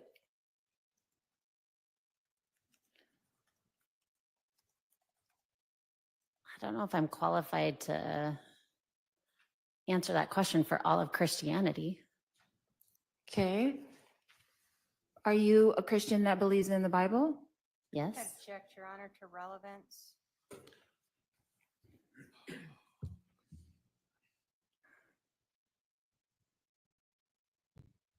I'll allow it briefly, but hurry up and make your point. Yes, I believe in the Bible. Of course. And Elijah in the Bible is translated, right? Yes. And you believe in that, right? Yes. And you're a member of the Church of Jesus Christ of Latter-day Saints, is that correct? Correct. So that would not be out of the scope of what you believe. That's all I'm asking. Correct. Okay, that's all I wanted to know. Thank you.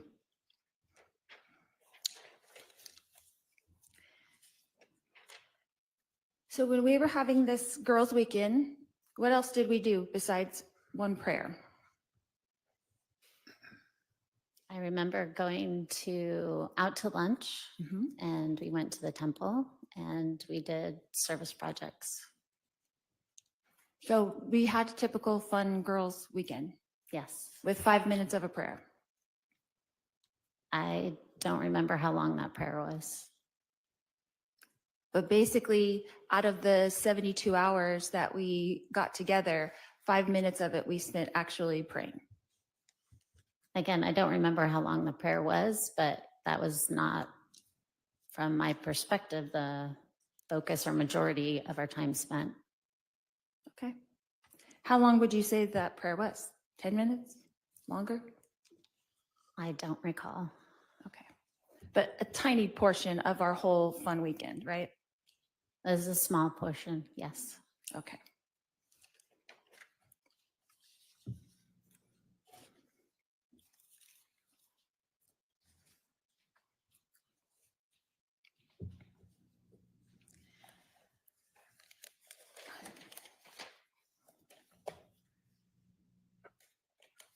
How many communications have you had over the past 5 years with Christina Atwood?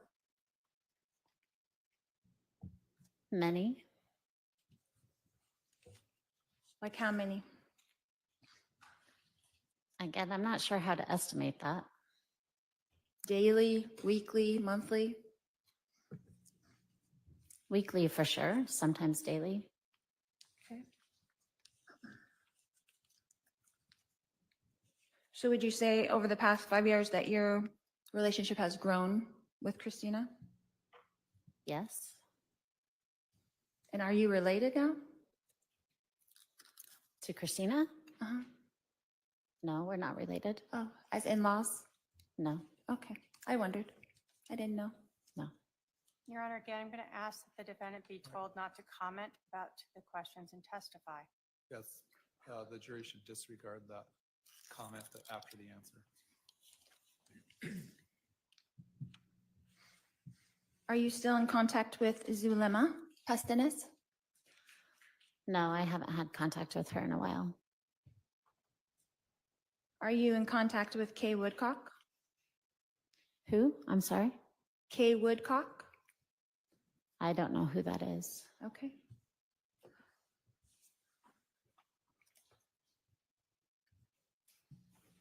Are you still in contact with Nicole Earl?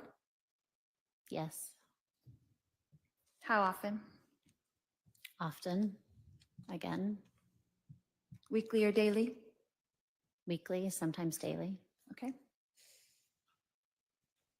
What about Melanie Gibb? Are you still in contact with her?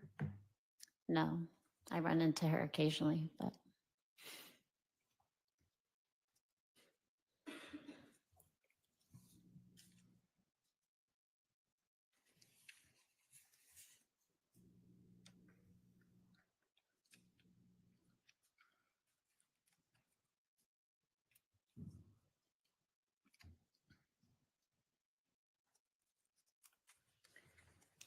You said also in your testimony earlier that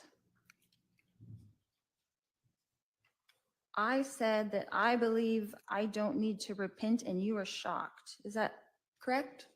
Yes. What did I say to you exactly? Again, I don't remember verbatim. That was over 6 years ago, but something to the effect of you didn't need to repent. Again, I don't know exactly, but or we didn't need to repent, whatever it was. But yes, that's what I remember. What was the context of that conversation? Like, how would that come up? I'm like, how would that come up? I don't remember what we were talking about or how that subject was brought to the forefront, but it was, I definitely remember that comment. You remember that coming out of my mouth to you specifically, not from someone else, but from me to you directly. Yes, and it was, I think, in front of all of us, but I'm not very clear on that. I think it was to all of us from you. So was I teaching a class that you attended and said something in that regard? No, Why would I be the one speaking? sometimes we take turns when we speak. Speculation as to why the defendant would be speaking? I'll let the answer stand. She answered.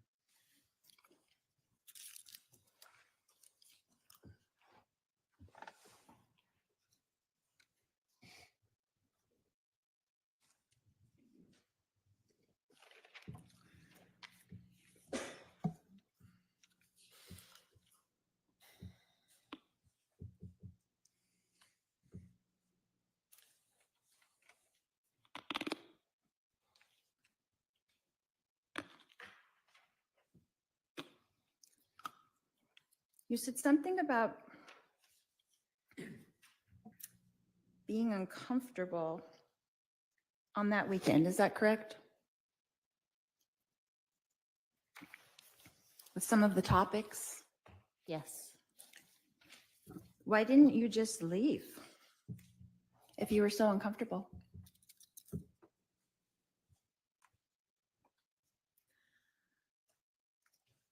I was uncomfortable with some of the topics, but I was still there with friends and I'd flown across the country, so it was not easy to leave. And I didn't feel like I needed to leave at that point. But you're a grown woman, right? You have your own mind and ideas. Yes, of course. So would it be fair to say that you didn't disagree so much at the time, but now looking back on it, you disagree? I don't think that's a fair comment. No. And would it also be fair to say that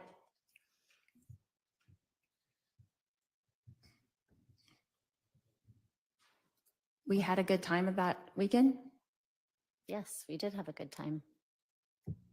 And that now you've changed your mind a little bit?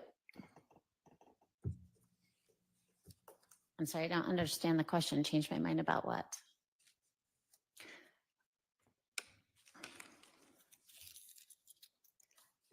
About what made you uncomfortable?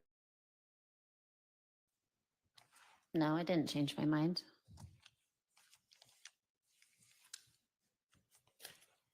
You had mentioned something about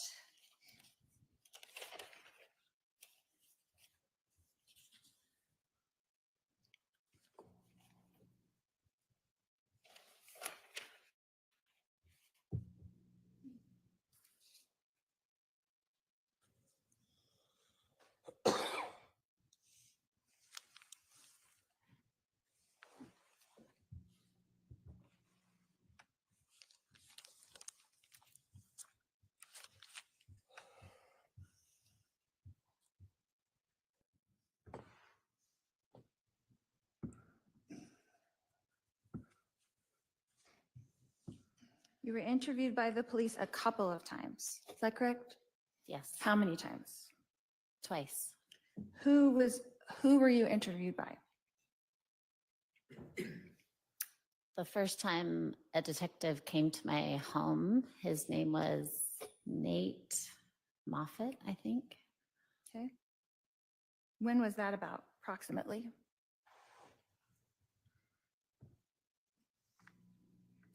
I want to say spring 2020. Okay. How long was that interview? I don't remember. Like an hour or less, or? And Your Honor, the witness has already answered the question. She doesn't remember.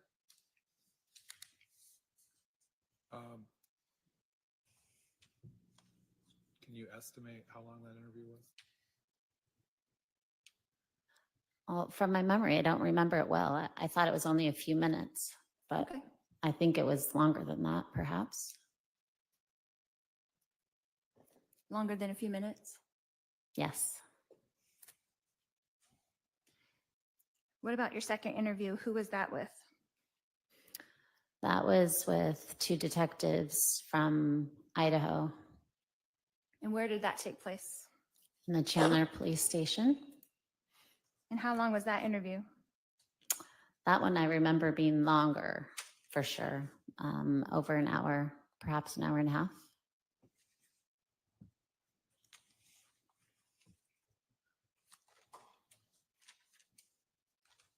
And what did you exactly have to contribute to the police for an hour and a half with someone that you have only met 3 times in person in your life? Objection, speculation, relevance. Sustained.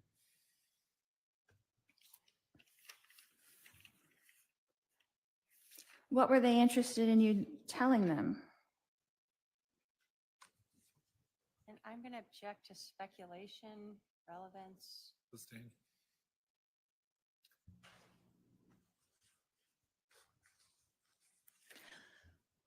What did you tell them about me in those interviews? Objection, overbroad, Well, foundation. also calls for hearsay. Yeah, Sustained.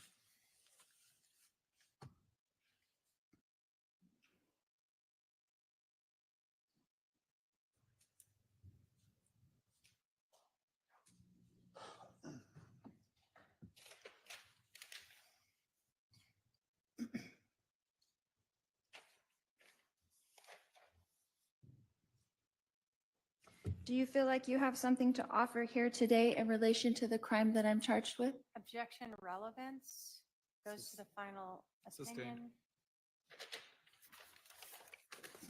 Ms. Sharp, did you see or hear or personally witness me conspire with my brother or anyone else to murder my husband, Charles Vallow? No, I did not. Thank you. No more questions. Redirect.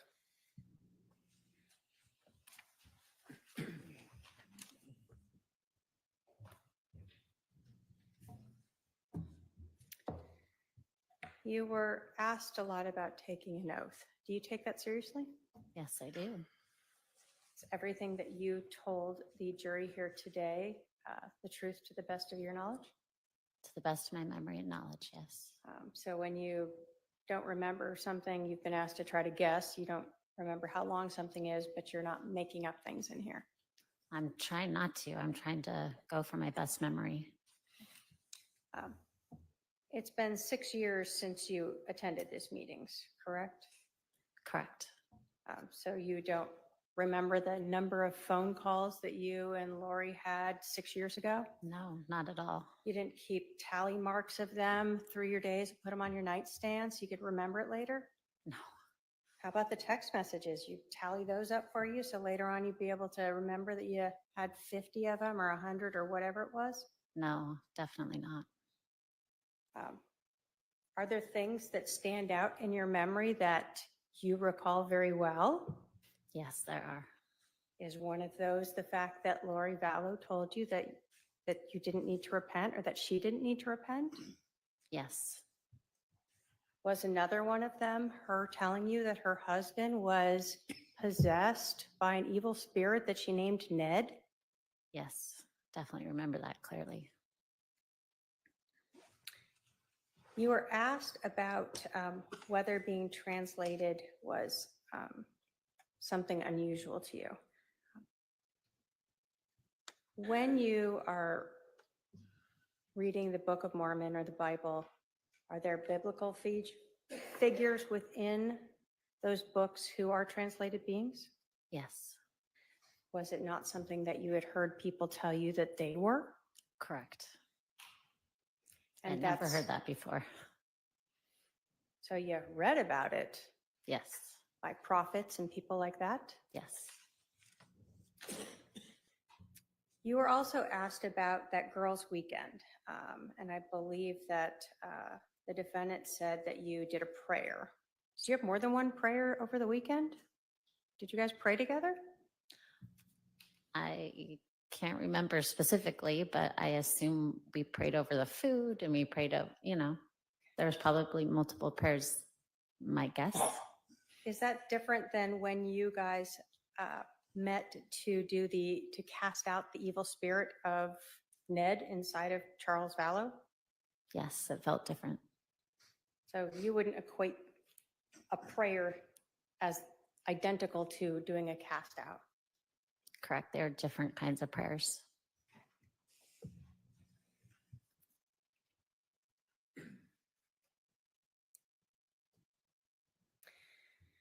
You were asked about why you stayed there that weekend. As someone who was a grown woman and strong in your faith, did you in fact question Lori when she talked about not needing to repent? I don't remember how I responded. I definitely pondered that for a while. I remember talking to others. I can't remember if I spoke specifically with Lori about that at So that time. you were, even though that was something you knew not to be within your faith, you didn't just pack up and run away. No. Were there other women there that you were also friends with? Yes. People who you're still friends with? Yes. These women that you are still friends with, is anything about your relationship with them changed the fact that you remember Lori saying she didn't want to repent? I don't think so. Like you didn't say, hey, Christina, I feel like just making up something to say against Lori.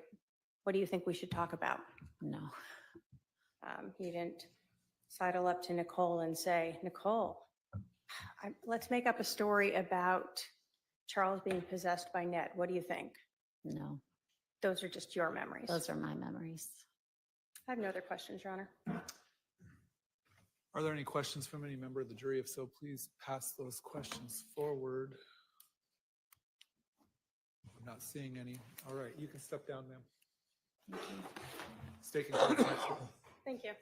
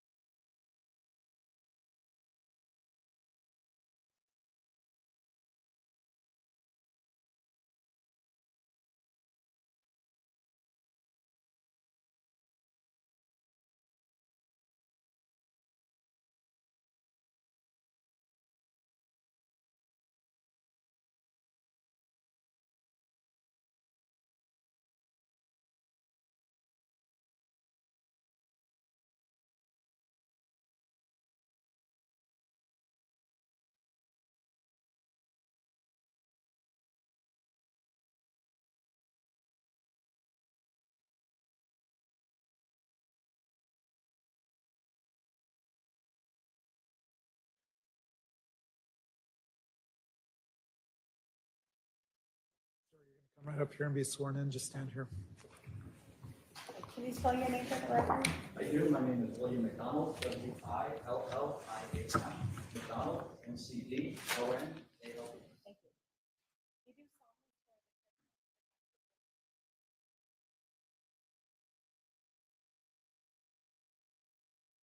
Reporter here and have a seat to my left.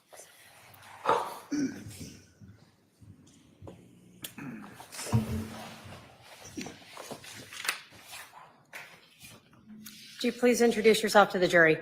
Hi, good afternoon. My name is William McDonald. I am a retired police officer with the city of Chandler.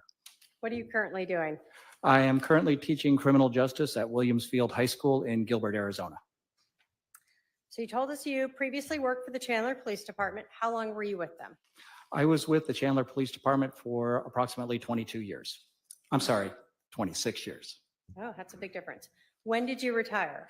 I retired in November of 2022. Okay. Can you tell us what your different jobs were at the Chandler Police Department? As with all officers with the Chandler Police Department, I started off in patrol. I worked a patrol position for about 18 months, after which I switched over to more of a community services team. I spent 2 years with that team, after which I transferred to detectives and spent the remainder of my career in detectives, working primarily internet crimes against children and digital forensics.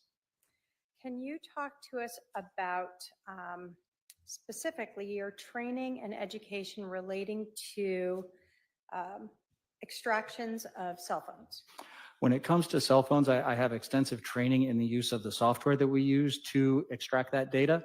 I am certified in the use of the Celebrite suite, which is one of the primary tools that we would use to extract data and organize data extracted from the cell phones.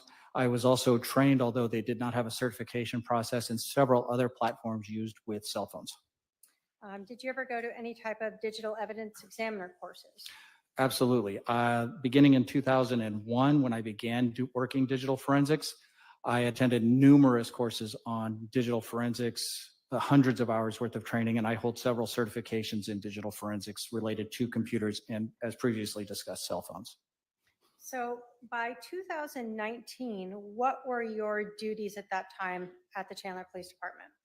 By 2019, my primary duties were to conduct digital forensics examinations on computers and cell phones. I was also responsible for training new members to the computer crimes unit, in addition to assisting with internet crimes against children investigations. In your role, were you regularly asked then to examine cell phones and try to extract data from them? Yes, I was. Can you talk us through, if you are handed a cell phone, what do you do?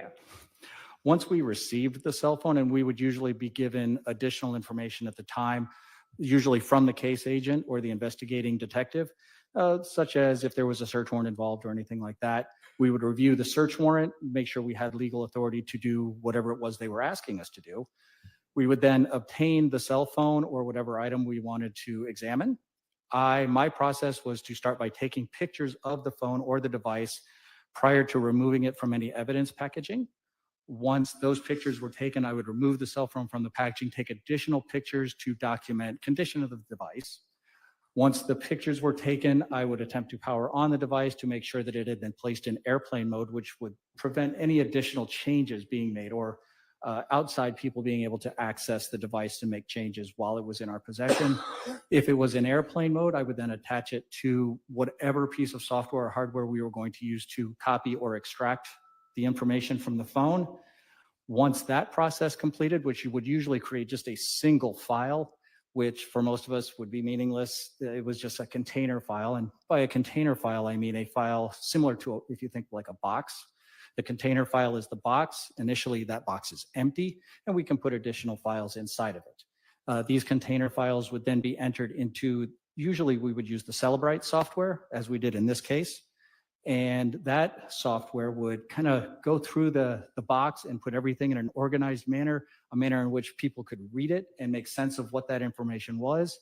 We would then create a report, which we would provide to the case agents, and that would pretty much conclude our involvement. We would finalize everything by taking everything that we created, all of our files, all of our reports, notes, pictures, everything, and we would store them on an archive server at the Chandler Police Department. All right. going to go through a couple different words you said and have you explain them for us, all right? Certainly. So starting with first, extraction. What does that mean? Simply put, extraction means we're copying the information on the phone to another device, say a thumb drive or another hard drive or something that we have prepared forensically, which means it contains no data. So when we're talking about extraction from, say, a phone, you're talking about you're copying contact lists and text messages and photos and emails or search histories, anything that we have on our cell phone. Correct.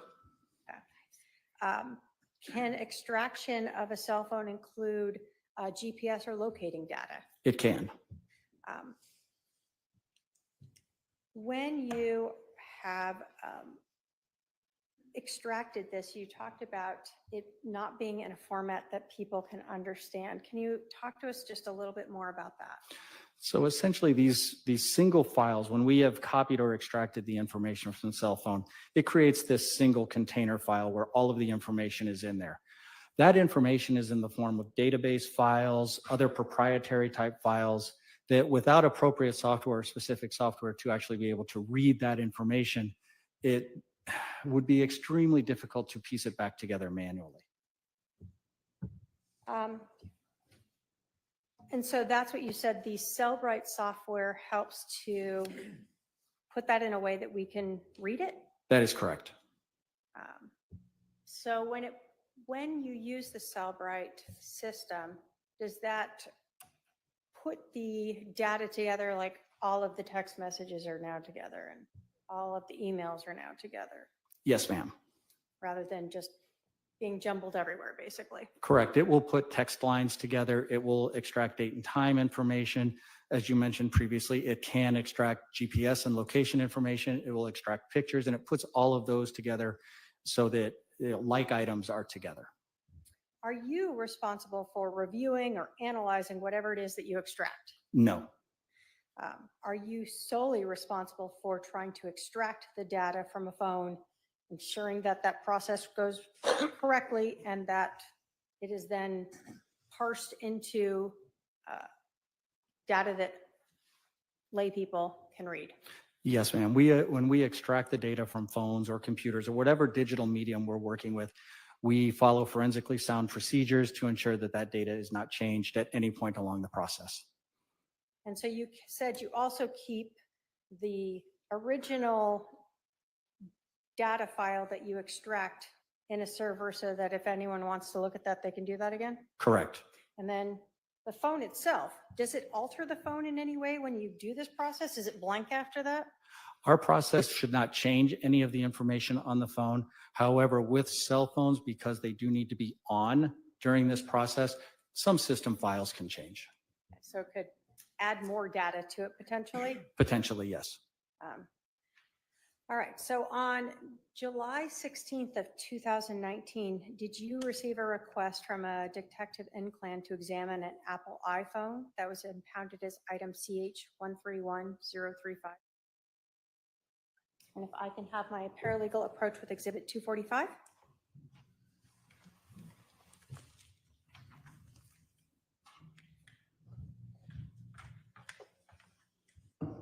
Thank you.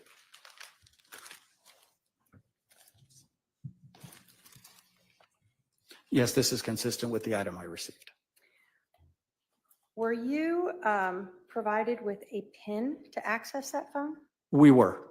Okay, and what was the PIN you were provided to access that phone? The PIN was 0000. All right, pretty easy to remember. And if you can bring that back.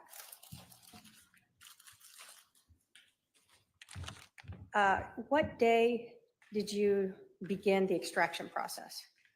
I believe, if I recall correctly, it was July 17th. So the next day. Yes, ma'am. You told us that you first get the phone and you are both documenting it and sort of noting it. I'm going to show you, and if I can have my paralegal approach with exhibits 180 through 185 that have been shown to defense counsel.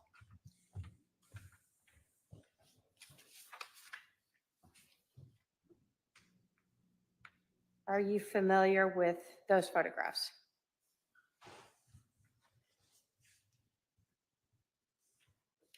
Yes, these are consistent with the types of photographs that I would take. And those related to this review of this cell phone 245. Yes. State will move to admit 180 through 185.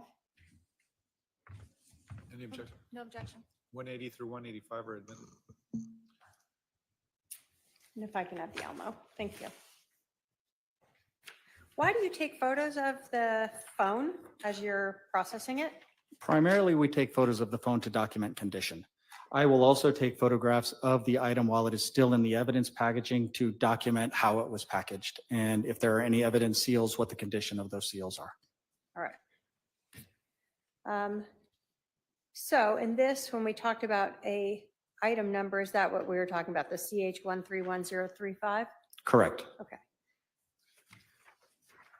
That's exhibit 180 and 181. What are we seeing here? That is a photograph of the front screen of what appears to be an iPhone X, I believe, or XS Max. So I'm sorry. you get this phone, and I put 182. It's turned off initially when you get it. In this case, this particular phone was powered on when I received it. Okay, but the screen was blank, but still it was powered on. Correct. Was it in airplane mode, and why does that matter? Yes, it was in airplane mode, and you can see that from looking at the upper right-hand corner of the phone screen where it's got the little airplane icon. And this is important because while a phone is in airplane mode, it will prevent outside sources from connecting in and prevent the phone from connecting to the cellular network or to any wireless networks, which will help secure the data that's on the phone to prevent any changes or from anybody from the outside accessing the device. Do you check when you get a phone like this to see if there's a SIM card in there? I do. What is a SIM card? A SIM card is a subscriber, it's short for subscriber identity module, and it's basically a little card that's inside the phone that holds certain subscriber information. It can hold contact lists. It can actually hold a great deal of miscellaneous information. We always check for the SIM card as a means to make sure that this phone is actually able to connect to a cellular network. Did you see one here? I did. And then do you also check to see if there's enough battery power? Absolutely. What do you do if there's not? If we receive a phone that is either powered, has low power, or is actually the battery is completely dead, we will connect it to a power source to recharge the battery. The processes that we do required the phone to be able to be powered on, so we needed a charged battery. All right, so in 183, you are able to get to where you would normally put in a passcode. Do you sometimes not have passcodes? Absolutely. Is it easier when you do? Much easier. So did you try the 000 here? We did. 0, I think I left one out. Were you able to get into the phone? We were. 184, why do you take a photo of that? We're just documenting what is visible on the screens, what icons, what applications are installed on the phone. So you're seeing that there have been phone calls that have been missed and mail that's Correct. going on. And then 185, what is the relevance of this? What does this tell us? That is simply information on the phone itself. What you are looking at, if it were able to connect to a network, you would see the network information there. This is obviously a phone that was associated with the Verizon cellular network. The IMEI and the ICCID and MEID are identifiers for the cellular networks, the network, the carrier, and all of that. Okay. And so that is able to be confirmed when you look at the phone itself, 245? Correct. So in this case, after you got this powered up, what'd you do and took those photographs, documenting what you're doing, what'd you do? Once we had taken the photographs, we'd ensured everything, the phone was in airplane mode. In this particular case, I used a device called a gray key device. I attached the phone to this gray key device and configured it to conduct what is called a full file system extraction of the iPhone. A full file system extraction is pretty much the best copy that we can make. It copies all the data off the phone, including anything in deleted space, any user files, any system files. It pretty much copies everything that's on the phone for us to examine later. Okay. Now,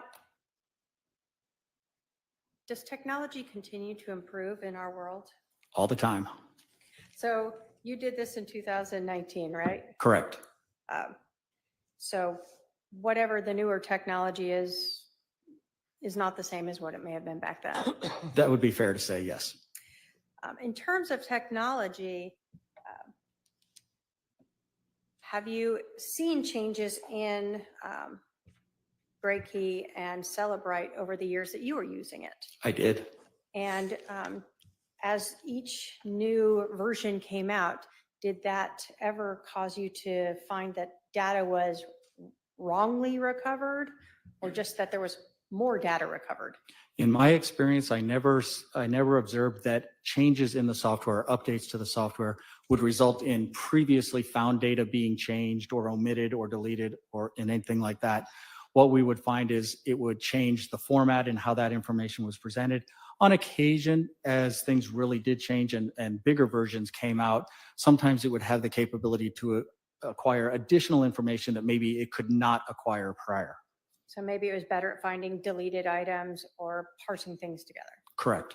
Okay. Do you recall about how long that process took to use the Gray Key to extract that full file system? As I recall, it was approximately 1 hour. So after you use the Gray Key, is that where sort of everything's jumbled in a box? Correct. That's the Gray Key created that single container file with everything from the phone inside of it. So did you use something else at that point to allow detectives and other people to be able to access and look for specific things? I did. Once we had that single container file, I took that file and I opened it up in a program called Celebrite Physical Analyzer.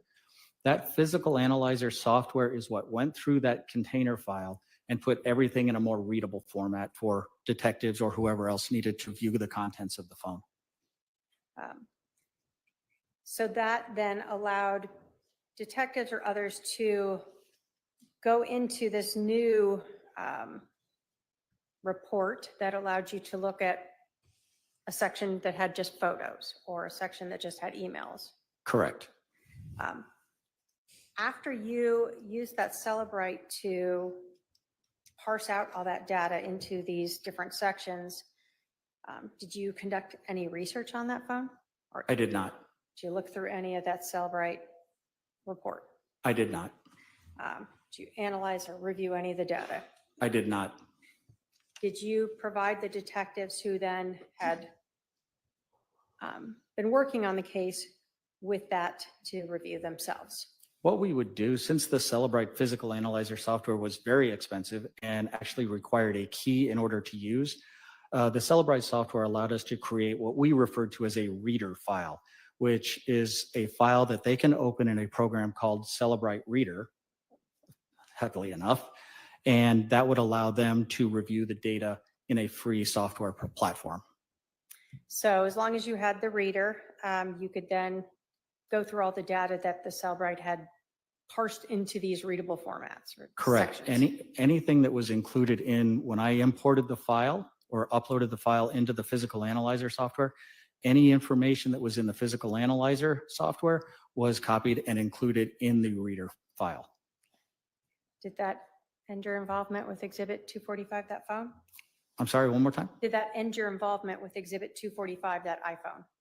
Aside from making sure that any files that we created, any pictures that were taken were securely stored, it did. All right, thank you. I have no other questions. Cross? Questions, Your Honor? I'm sorry, did you say no questions? No questions. All right. Any questions from any member of the jury? I see at least one. Okay.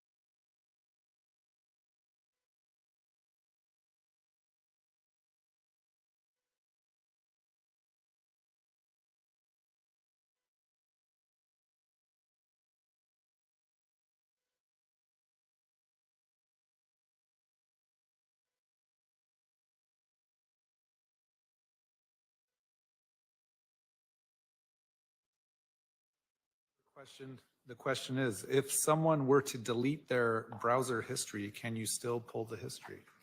On occasion.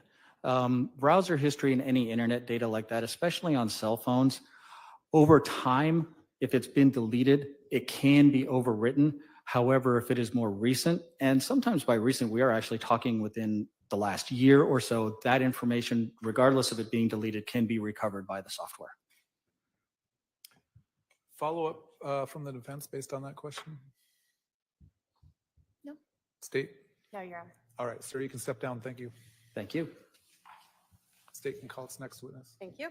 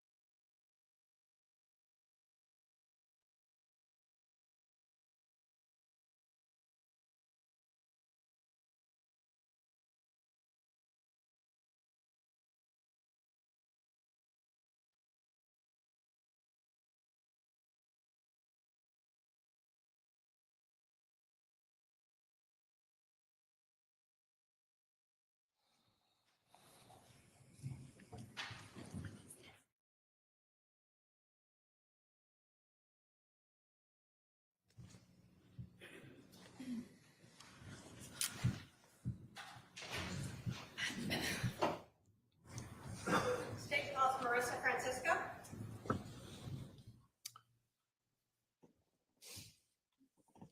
All right, ma'am, you're going to come right up, stand right in front of the wall here, right here. Please spell your name for the record. Yes, Marissa Francisco, M-A-R-R-I-S-A, last name F-R-A-N-C-I-S-C. You do solemnly swear the testimony you're about to give will be the truth, the whole truth, and nothing but the truth, so help you God. Yes, I do. All right, you're going to walk around the court reporter. Have a seat just to my left here.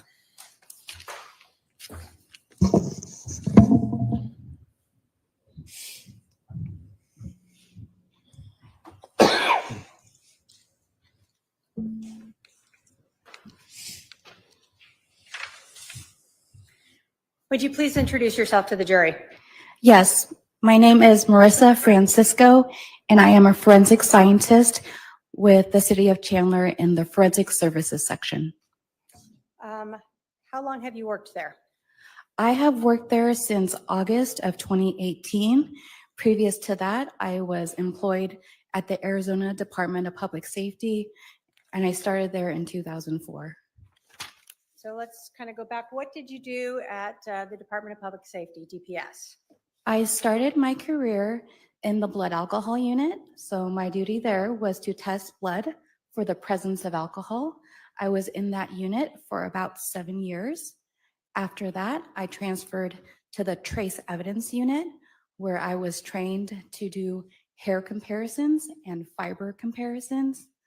After that, about 2016, 2017, I started training in the latent print unit. In August 2018, I completed my training at the City of Chandler and have been doing latent print analysis primarily at the City of Chandler. Can you tell us the training and your education to be a latent print analyst?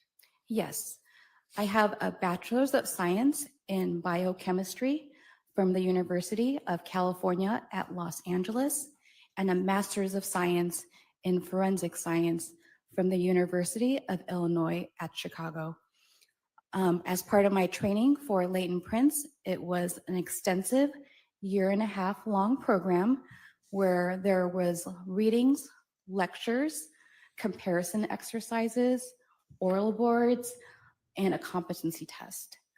I also have to conduct and complete a proficiency test on latent print comparisons on an annual basis. I am also a certified latent print examiner. In order to obtain the certification, I had to complete over 160 hours of certified training and pass a comprehensive exam. Thank you.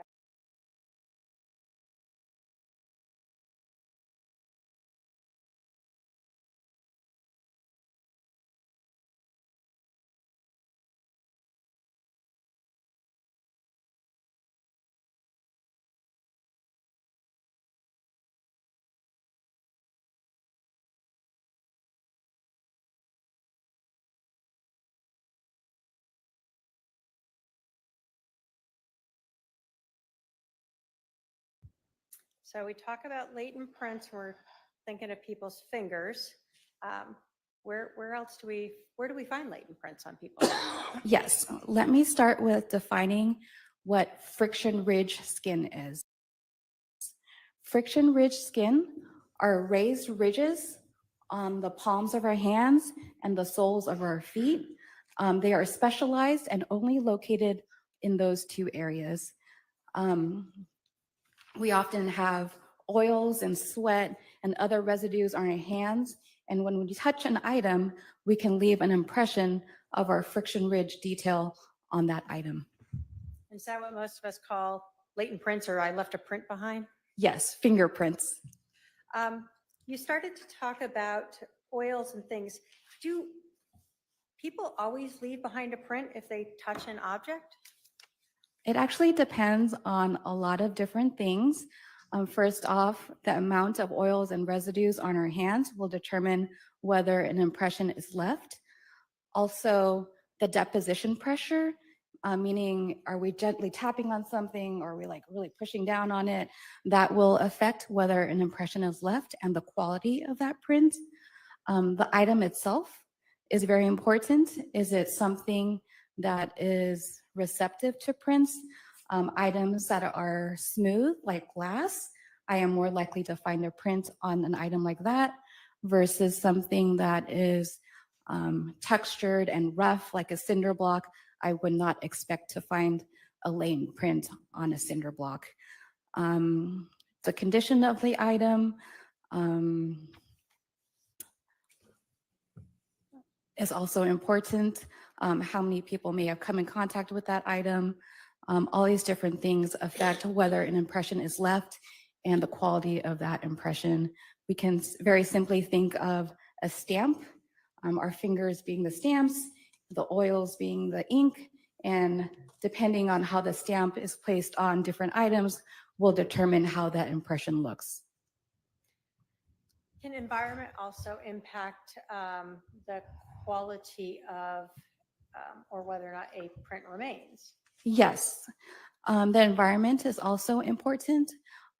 After a print is left, is it left out to the conditions of rain or does it get wet? Is there a dust storm? Is it in an area that it has high traffic? Like if a fingerprint is left on a door to a convenience store and 100 people go through there that day, impressions are left, but if I lift those prints, I might not be able to identify them because there are so many prints on top of each other. And so that goes to the next thing. So are prints something that once you make it, it's permanent and there forever? It is there until it is disturbed, so it can be there forever. Can we wipe them away? Yes, Can they be smudged away? they can, yes. So can someone rubbing an object, like a smooth object, get rid of that? Yes. Are there different ways or different processes that you use to obtain latent prints or friction ridge detail off of an object? Yes, there are. First off, I want to define what a non-porous item is. A non-porous item is an item where water or air cannot pass through it. So when I first receive an item, I determine whether it is porous or non-porous because depending on that, I will use different processing techniques. So for a non-porous item, what processes do you use to try to find friction ridge detail? Yes. On non-porous items, the main processing technique that I use is called cyanoacrylate fuming, more commonly known as superglue fuming. So items are exposed to superglue fumes, and the fumes react to any oils and sweat in the latent print, creating a white visible print that is not readily destroyed. So you've looked at the non-porous item. You don't see any prints on. Do you look visually first? Yes, sorry. The very first thing we do is I look at the request sheet and see what items are needing to be tested in that case. And also I look to see what the requesting officer wants done with the case. Sometimes they are requesting that the item be swabbed for DNA. If an item is requested to be swabbed for DNA, I have to use clean techniques to help reduce and limit contamination. So clean techniques are when I bleach down all surfaces with bleach, I lay down a clean butcher paper, I use sterile equipment.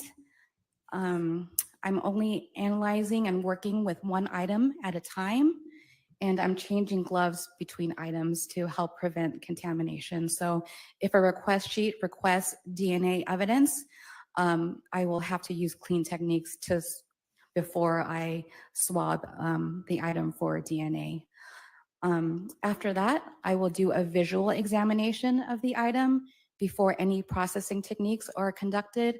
I will take a flashlight and look at the item to see if I can see any latent prints with a flashlight. If I can see a visible print at this point, depending on the quality of that print, I will take a picture or lift that latent before I move on to any processes. So after each processing technique, I will have to document what I find with either photography, scanning on a scanner, or lifting with powder. So you talked about photographing these latent prints. How do you do that? Like how do you take a photograph of that to ensure it's the right size or shape or whatever, so you can later use it for a comparison? Yes, I have training and experience in taking photographs. So in the photograph, I have to have a scale in it.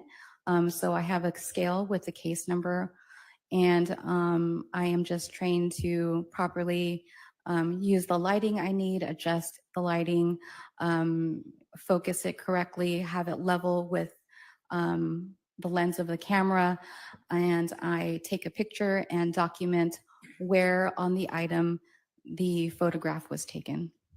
Okay. So how do you just told us you document where on the item the picture was taken. How do you do that so that you can later go back and say it's in the middle of a mirror or whatever it might be? Yes, I try to be as clear and concise as possible, because like I said, I have to take a picture after every single step. So I have to take a picture if there is any latent print at the visible step.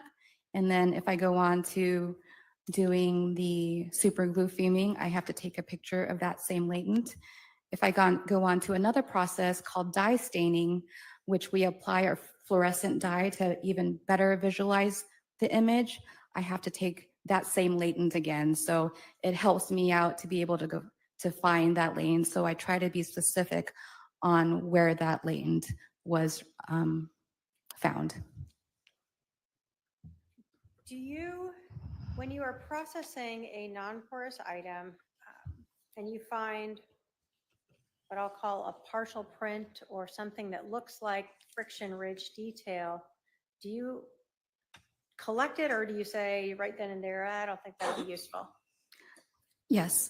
So when I am examining an item, at that stage, my conclusions are either no latents observed, meaning I didn't see any friction ridge detail at all, No value latents, meaning I did see some friction ridge detail, but I don't believe that I can do anything or compare them at a later point, or latents for analysis.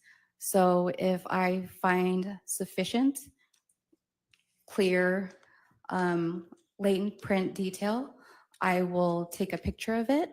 If I'm not sure, I go ahead and take a picture of it, because at this point, I am not really determining whether the print is identifiable. I am just saying that I'm taking this picture and I want to do further analysis on it at a later point. So then for the analysis, are you then, after you process an item and you recover any latent prints that may be useful or which are you later asked to ever compare those recovered prints to known prints? Yes, What do we mean by a known print? yes. So a known print is known fingerprints that are collected from an individual.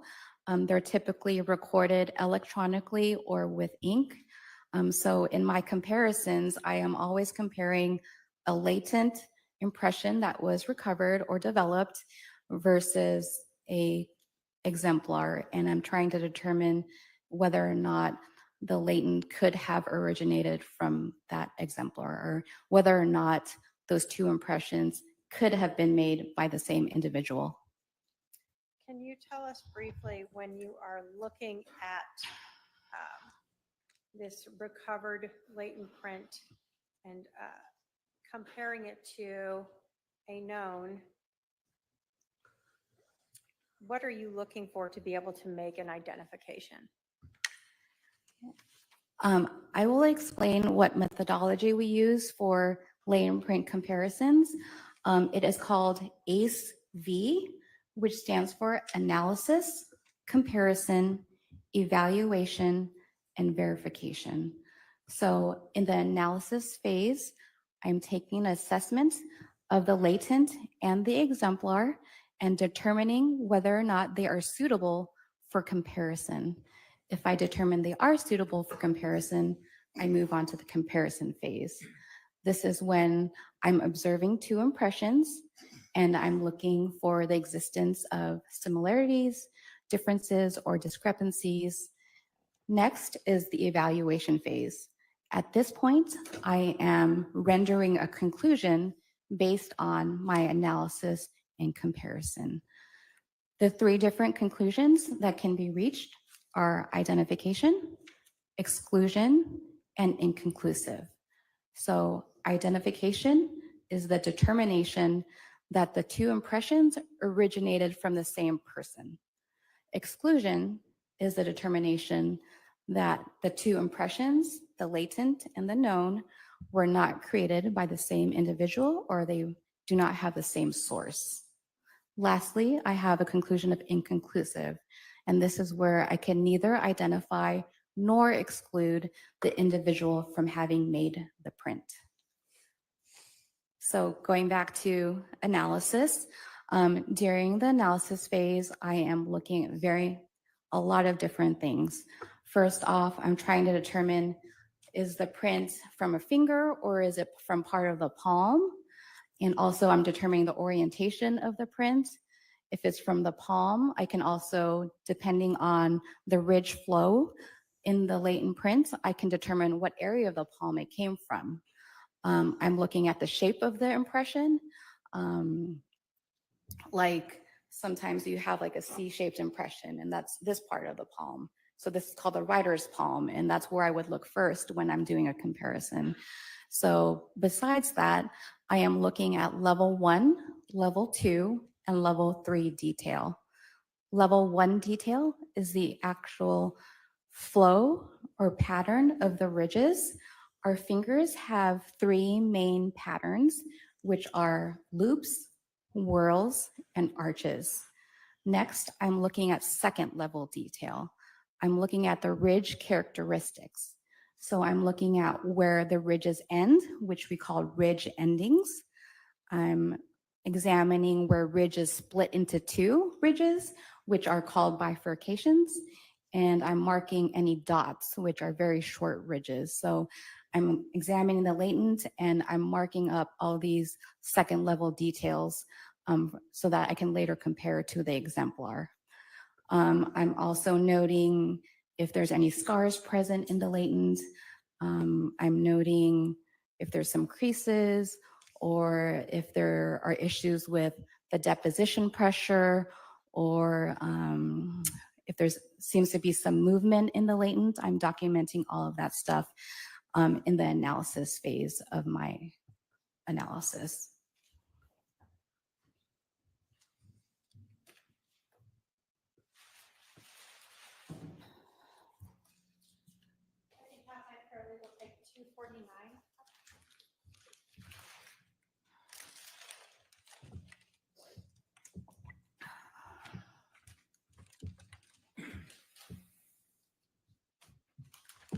Do you want me to leave that with her?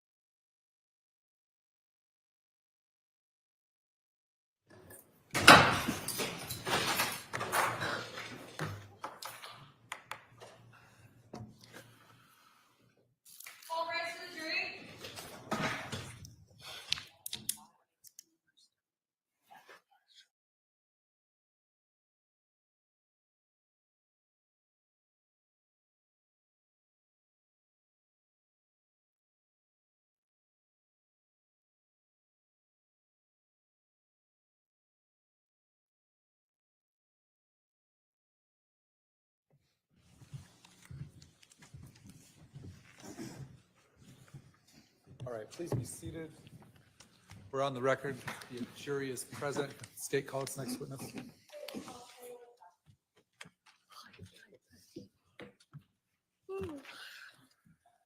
All right, ma'am.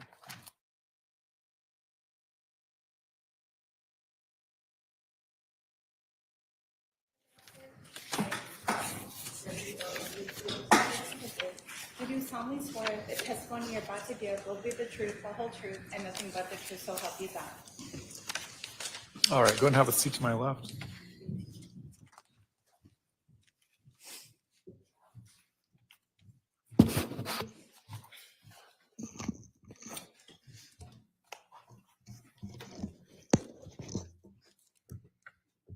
Would you please introduce yourself to the jury? My name is Kay Woodcock. Charles Vallow's younger sister. How old are you? How old am I today? Today. 64. And are you married? Yes. Where do you currently live? Lake Charles, Louisiana. I want to talk to you about your siblings. You told us that you are Charles's sister. How many siblings were there in your family? 6. And where did Charles fall into that? He was number 3. Who are the other siblings? My oldest sister, Terry, then my next sister, Susan, then Charles, then Jerry, then me, then Bobby. And where did you guys grow up? We're in Lake Charles. Were you close with your brother? Yes, I was. Did you know his wife, Lori Vallow? Yes, I do. Can you point her out in the courtroom and tell us what she's wearing? She's the defendant over there in the black jacket. Your Honor, may the record reflect the witness has identified the defendant. Mitchell.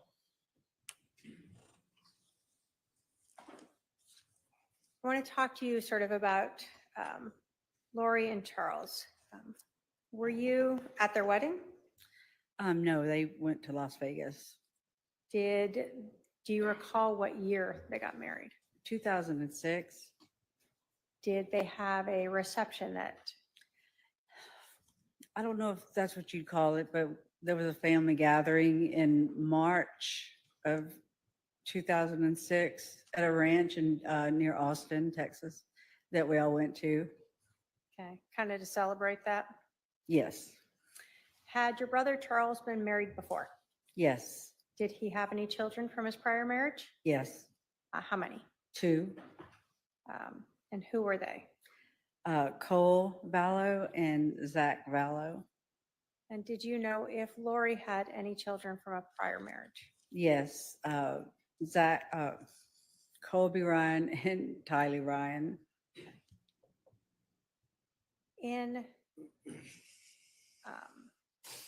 When Lori and Charles got married, did Charles's 2 sons live with them? Live with Charles and Lori? Yeah. No. Did they stay with their mother? Yes, they did. They visited, but they never lived there. Where were they? Was that in Arizona or still in Texas? In Austin. I want to ask you sort of some of the ages of the children involved. In July of 2019, was Tylee still a minor?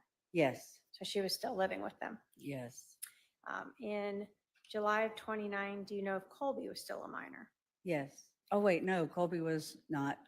He was an adult at He that was point. an adult.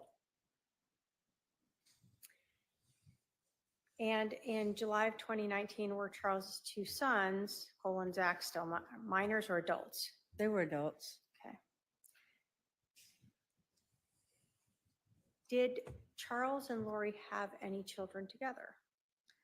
They adopted my grandson, JJ.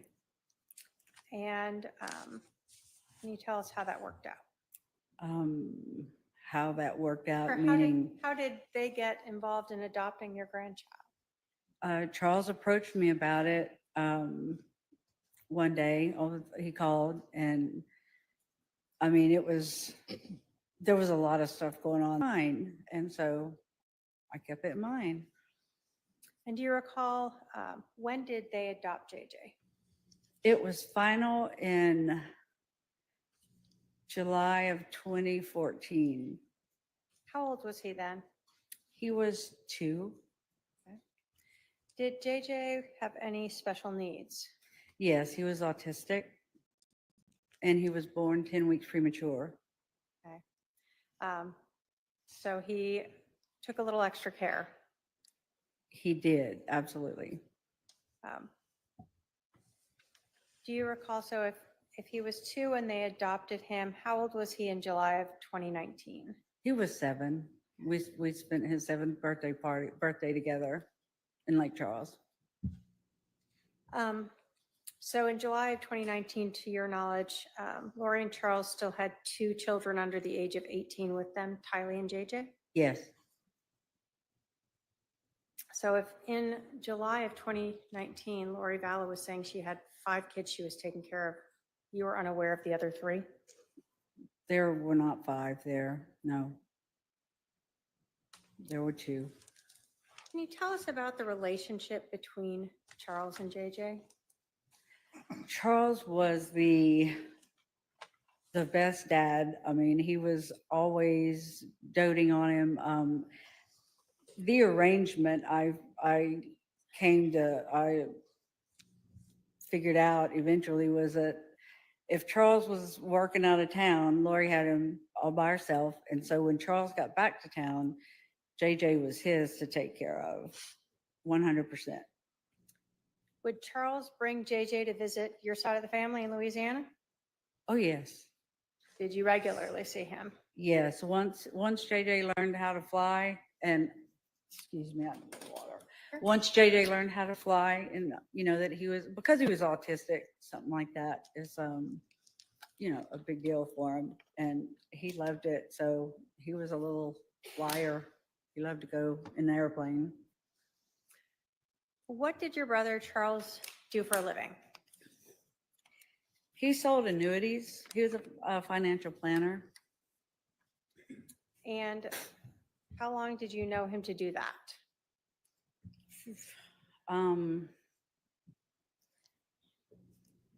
If I had to guess, 20 years, I guess. Did he work for others or have his own business? What do you recall? He had his own business. Had he previously any times ever worked for others? Yes, But in July of 2019, he had his own business. yes, Did he have a business partner? he did. Yes, Did his job require him to travel a lot? he did. He would be gone 3 or 4 days a week on average.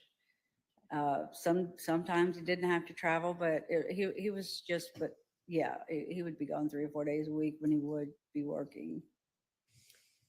I want to ask you a little bit about Charles. Was he sort of a meticulous person when it came to paperwork?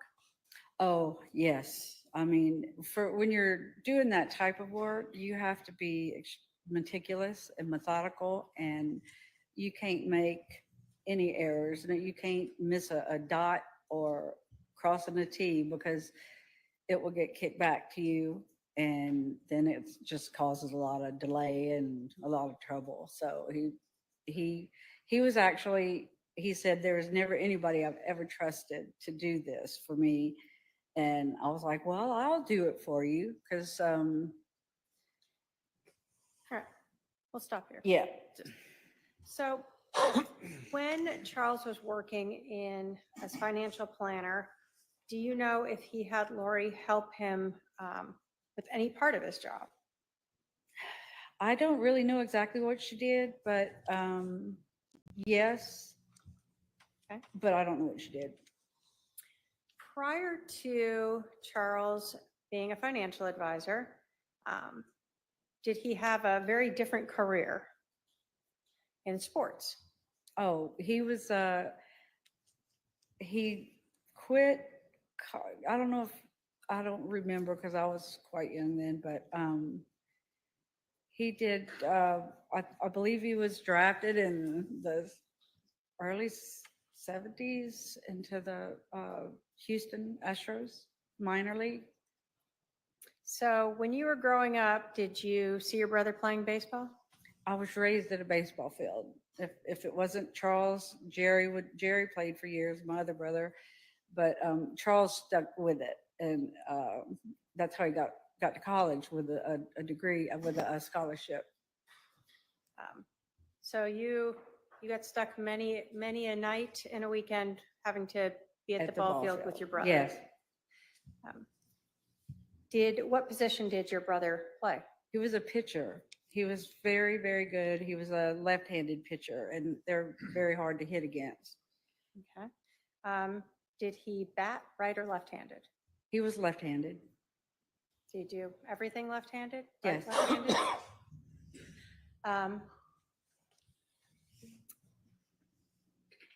After your brother, well, let me ask you, do you know how long he played in the semi-pro?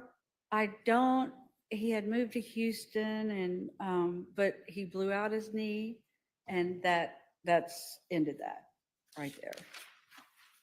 Did your brother stay in shape after that, even though he blew out his knee? Oh yes, he was always doing something. Always bike riding, hiking, just anything. Gym, he was very active. So every time you saw him, he was taking care of himself. Yes.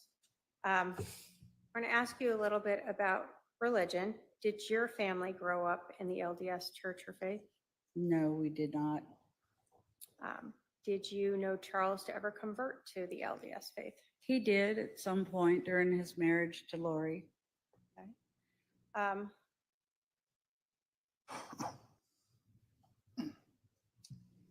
When Lori and Charles were married, did they always live in one state, or did they move? No, they lived here in Phoenix, in the Phoenix area, Chandler, Gilbert, and then they moved to Hawaii in 2014, and then they moved back late 2016 or early 2017. Back to, Back here to Phoenix area. do you recall where they were, what state they were in when they met? When Charles and Lori met, they Yeah. were in Texas. Texas, okay. In 2018 and 19, you told us that Charles and JJ would come visit you and the family regularly. Yes. In March of 2018, did you have a member of your family pass away? Yes, my mother did in March of 18. Did Charles come out for that? Yes, he did. He was there for her services. Lori was not, and we felt like something was going on. Well, actually, my husband felt it before I did, and then when she didn't show for my mother's funeral, I just thought that was just appalling. It appalled me that she wouldn't even come to something like that with her husband. What was your relationship like with Lori? Because of the work I did, the company we owned, I was on the phone an extreme amount of time, all the time. So I really don't like to call people. I'm not a phone person.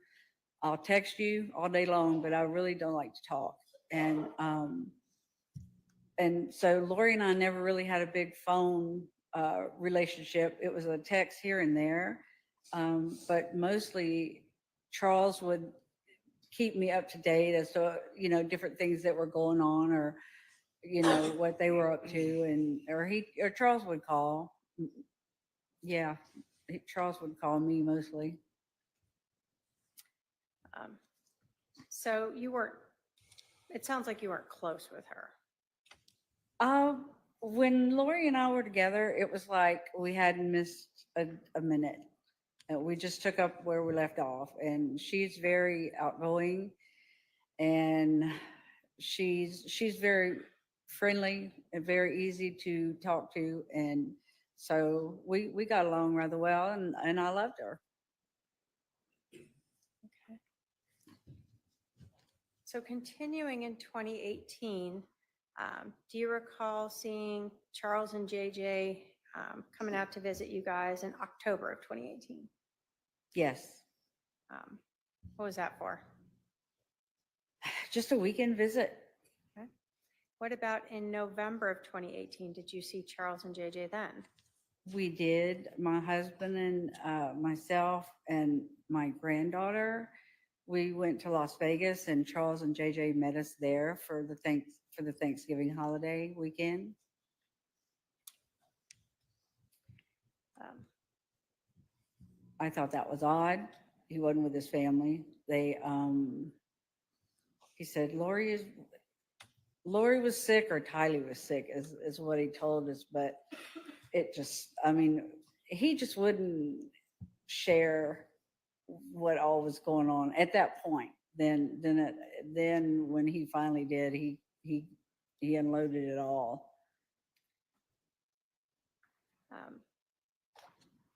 So in 2018, did you have any idea there were any, let me say this, in 2018, did you have some concerns about their relationship?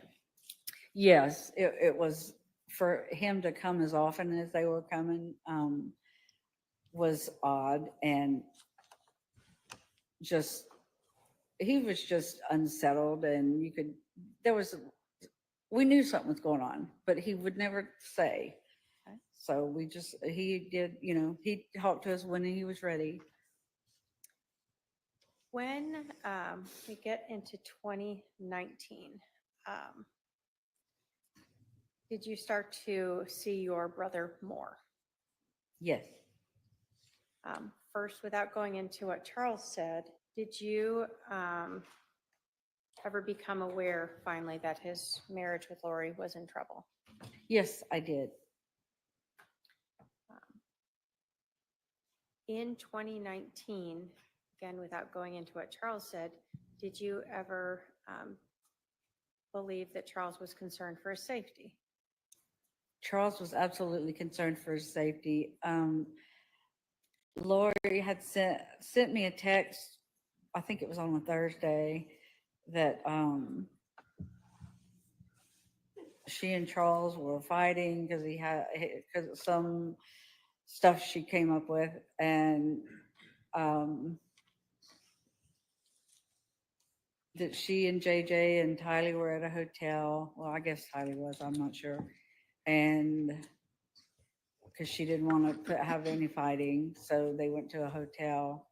And I came out. I knew Charles the next day. That's when she sent it to me. And then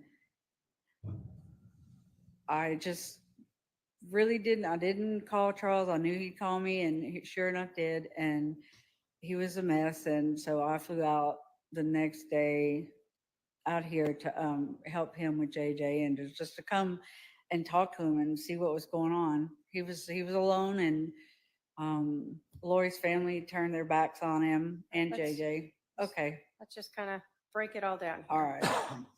Now you got a lot that you remember. So you said that you got a text from Lori indicating that she and JJ and Tylee were at a hotel. Mhm. And then you said that Charles then called you maybe the next day, Yeah. and you came out here to Arizona. Yes. When you came out here to Arizona,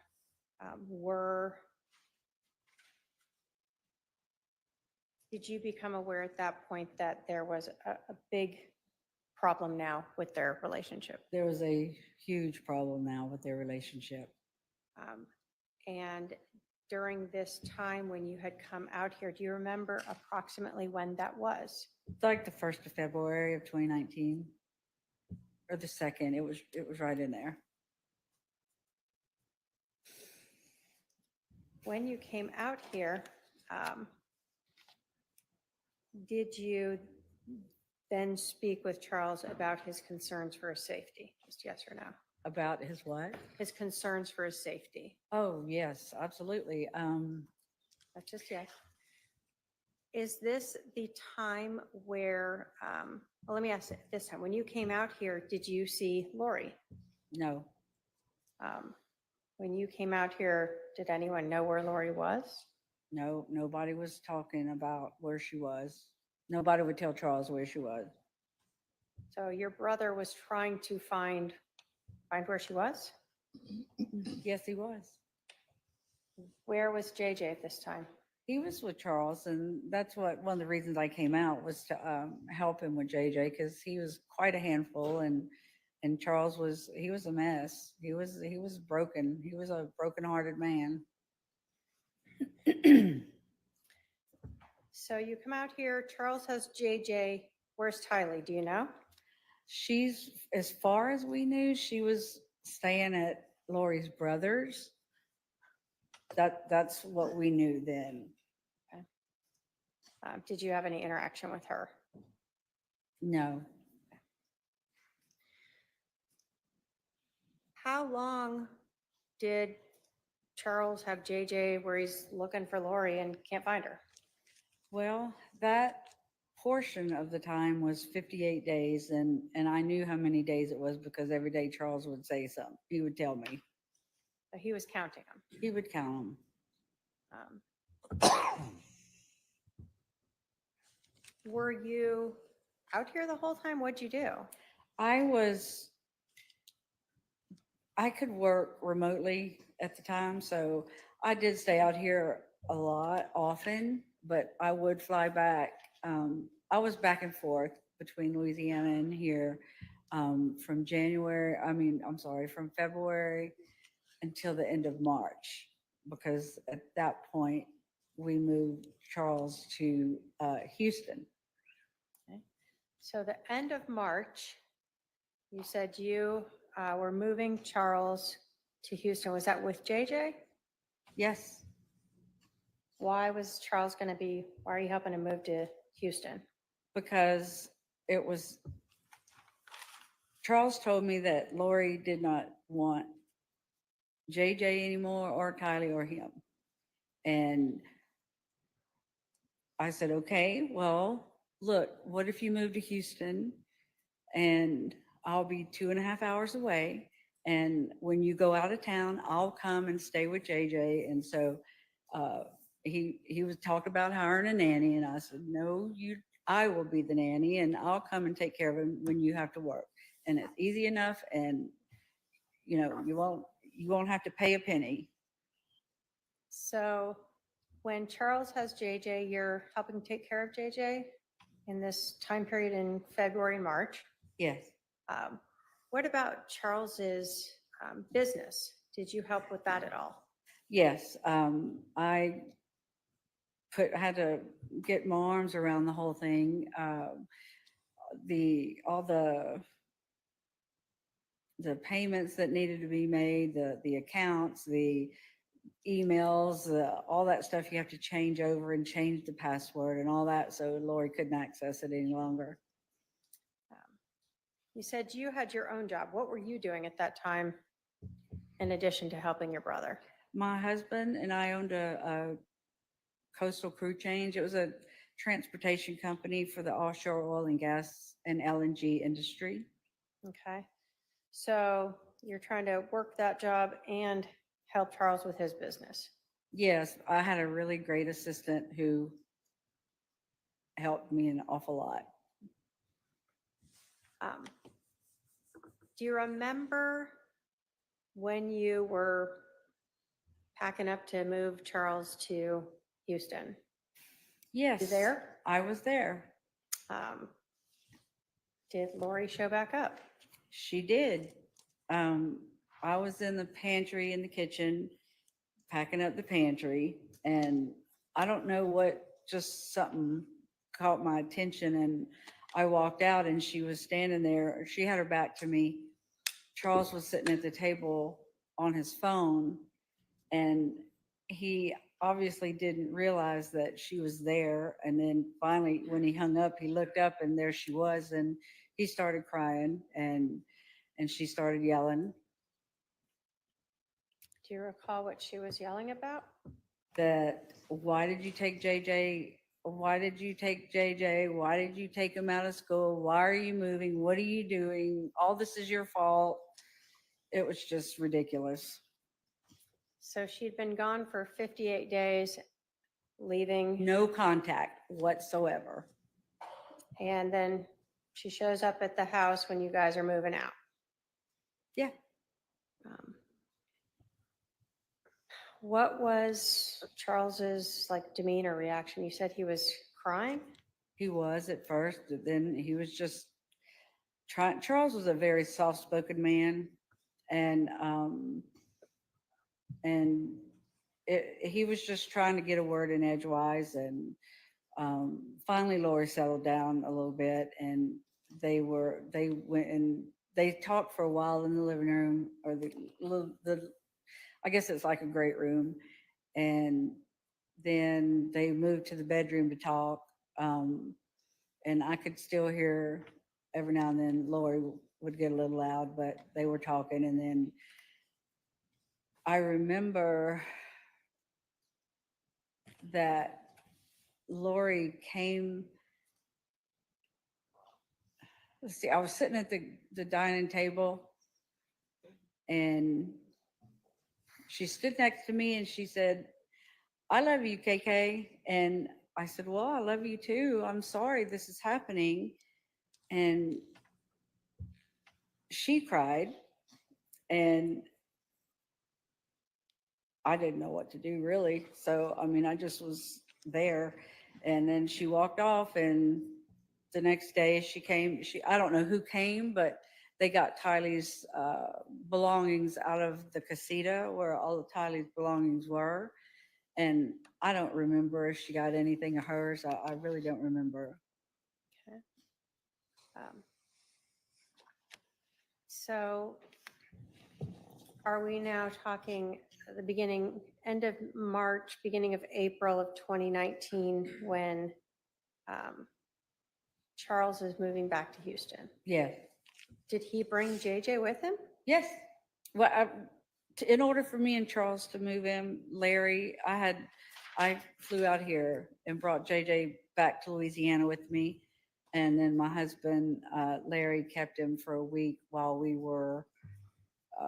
I flew back here to help Charles pack and then drive back to Houston.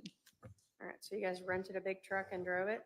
He drove the U-Haul. I drove his pickup. All right.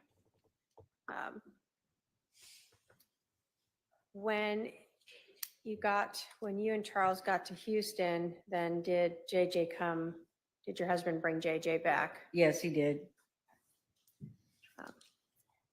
Through all of this time with Charles, when he was looking for Lori while she was gone for those 58 days, did he still want Lori to be part of JJ's life? He did. He never was trying to take that away from Lori, even though Lori didn't want him anymore. I still didn't. I never really understood that, but I guess he was just hoping for the best. But yes, he absolutely wanted her to be part of his life, Lori's life. So once Charles moved to Houston, did Lori ever also move out there? I don't know if you call it moved out there, but she did. She came that day on March 28th. Charles said, "Look, we're moving to Houston. You're welcome to come. I'll fly you out Sunday." And she said, "No, I'm busy. I have a project," or something she was doing in Hawaii. She said, "It'll be about 2 weeks and I'll be in Houston." So whatever she did, she was gone for 2 more weeks. It was a total of 72 days, I believe she was gone altogether. And then she was there. She and Tylee moved in at Charles's, and Charles said that she slept in JJ's room with him.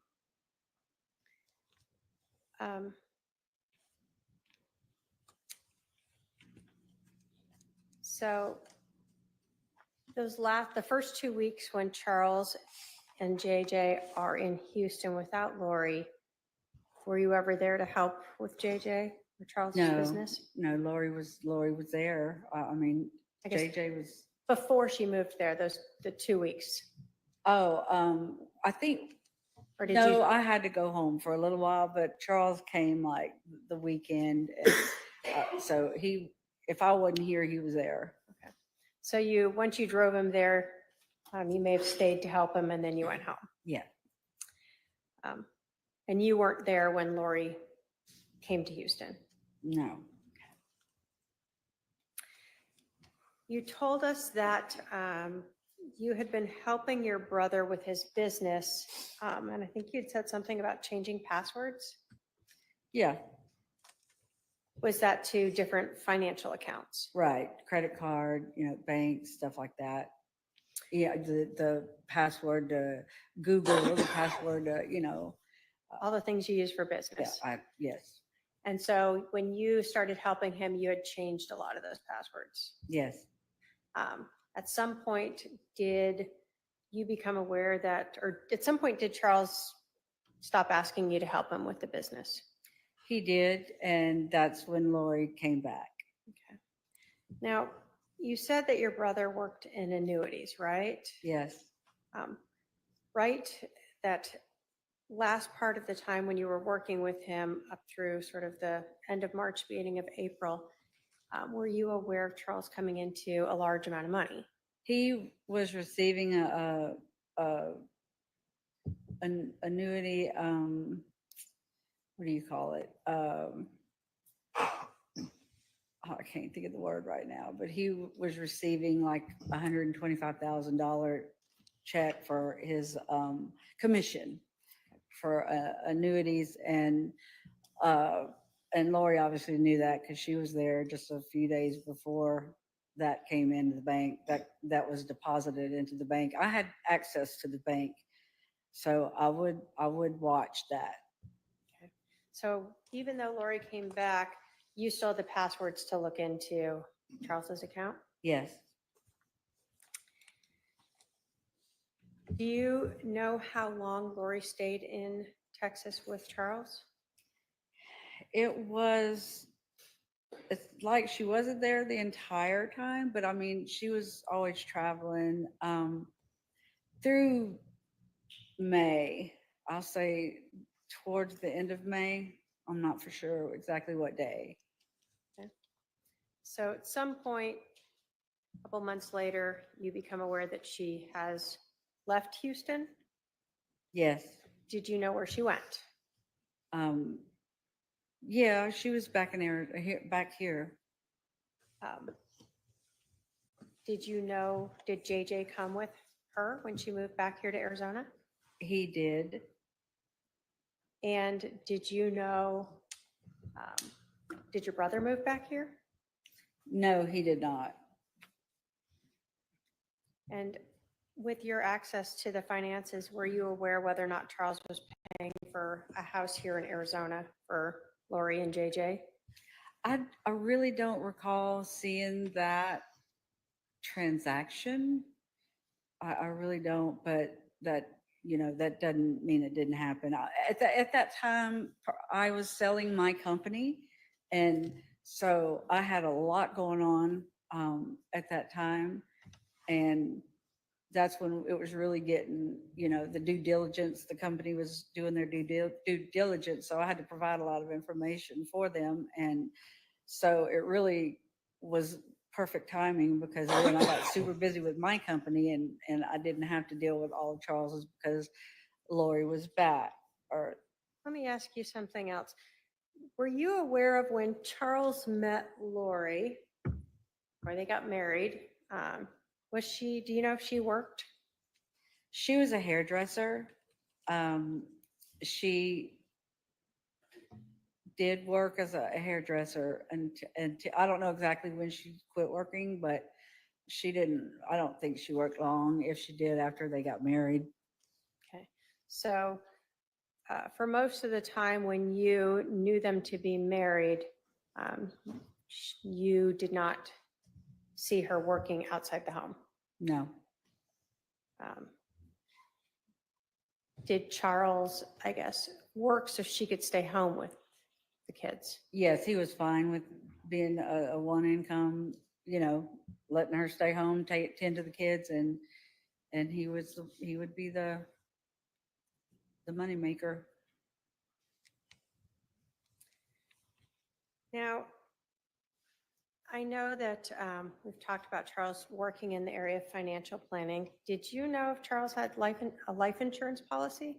Yes. That's something that, how did you learn about that? Well, I mean, he had told my husband Larry and I years ago, he helped us acquire a $1 million life insurance policy for me and my husband each. And because he always had one and Lori had one. So that was nothing new or unusual to talk about. Okay. At some point when you were helping Charles, when Lori had disappeared and Charles didn't know where she was, did you have a conversation with Charles about the beneficiary of his life insurance? Yes, it was early February when came here to help him with JJ, and he said, "Look, I'm gonna change. Take Lori off as beneficiary, and I'm gonna put you as a beneficiary." And I was like, we talked about maybe a minute and a half about it, and I was like, okay, whatever. I really don't want to be that person, but okay. And I never followed up to see if he changed. I didn't know until I got the phone call after he was killed. So the discussion you had of that change was during that time period when he couldn't find Lori, had no idea where he was, and he was taking care of JJ? Mm-hmm. Yes. And you were helping him take care of JJ. Yes. So if something had happened to Charles during that time when Lori wasn't around, would you have taken care of JJ? Yes, he would have come back to me and my husband.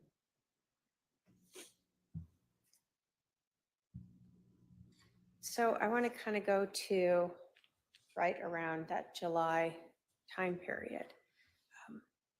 Do you recall when was the last time, I'll start with, when was the last time you saw your brother, Charles? That's a good question. Probably must have been in June. And do you recall where that was or the I think he came to circumstances? Lake Charles for the weekend. Did you see JJ then? Yeah, no. The last time I saw JJ was May 18th. When was the last time you recall speaking or texting with your brother, Charles? He texted me the night before he was shot, and just, hey, I'm going to be in Phoenix tomorrow, and how's it going? And just a little short text. And I'm boarding the plane now, and I'll be back in Phoenix in a little bit. And then he told me a few other things he had planned, but that was not much, not a big deal. Did Nothing you think major. he was going to Phoenix to just see JJ? Yes. Did you know anything about any type of intervention? No, he never talked. If he did talk to me about it, and I'm pretty sure I would have remembered that. But no, I know that he and Adam was his confidant during that time, Lori's brother. And so I know that whatever he was doing, Adam was part of it. And, they were just, I knew he was in good hands with Adam, because Adam, they loved Charles, him and his wife. Do you have any knowledge of Charles wanting to get a place here in Phoenix so he could be closer to JJ? I don't remember that, but I can't remember that. I mean, I don't think, I don't know. Yep, I can't okay, answer that. that's okay. I want to talk to you then about, so you talked to your brother, just kind of normal stuff as he was, before he got here to Phoenix. How did you learn that your brother Charles was dead? It was on July the 12th. I was at a nail salon in Lake Charles, my granddaughter and I, and I got a call from his oldest son, Cole, and he said, "Hey, what is going on? I just got a text from Lori and she said Dad's dead." And I said, wait, what did you just say? And he told me again, and I said, something's wrong with that. That can't be true. And I said, have you tried to call her? And Cole's like, yes, she won't. I'm trying calling. She's not answering. He was freaking out. And I was like, okay, Cole, just give me a minute. Let me think about this. Let me see. And I'll call you back. I promise. As soon as I can figure this out. So I called my husband to tell him, and he said, okay, well, I told him that what the Cole said, and he said, hey, let me call you back in a minute. And so I was still at the nail salon trying to get out of there. And he called and he said, he's dead. I Googled him and he's dead. Alex killed him yesterday. And I mean, that was just like, it was horrible.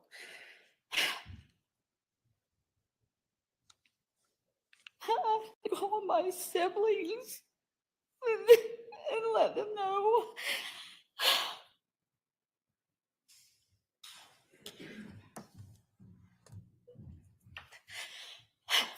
Thank you. And everybody was freaked out. I didn't know what to do. But I did call Cole back and let him know that it was true. And just was telling him, let's keep in touch. You find out something, I find out something, we'll let each other know. And Did you try to reach out to Lori? I've tried calling, texting Charles. I tried calling, texting Lori.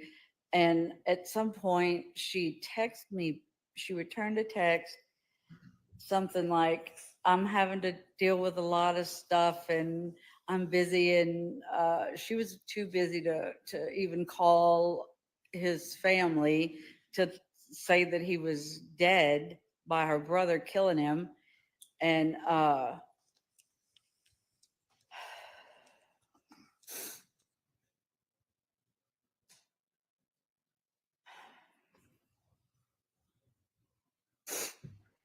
Take a breath. So you had tried to reach her and she was too busy to talk to you. yeah. Did you ever, what was the burial plans? Did you ever get Charles back? What happened with him? We ended up calling a detective, the detectives in Chandler, since that's where it happened. And we were able to speak to a detective, I don't know who, but we told them that I had already arranged us a flight for the next day. We were here by noon Saturday because I needed to know I need to know where JJ was. I didn't know what he had seen. I didn't know what he knew. I knew he would be, I knew it wasn't good. But I couldn't, we had to talk to the detectives before I did anything with Lori. So, and we had to wait till Sunday to meet with Nate Moffitt. And then when we talked to him is when I told him about the life insurance policy and that Lori, that I didn't know if Charles had ever changed it to me like he said he was going to do. And so I didn't know, but I just knew we had to get JJ because he was not safe with her. Let me stop you there. I'm going to go back to Charles. Where was Charles buried, or where was what was done with his remains?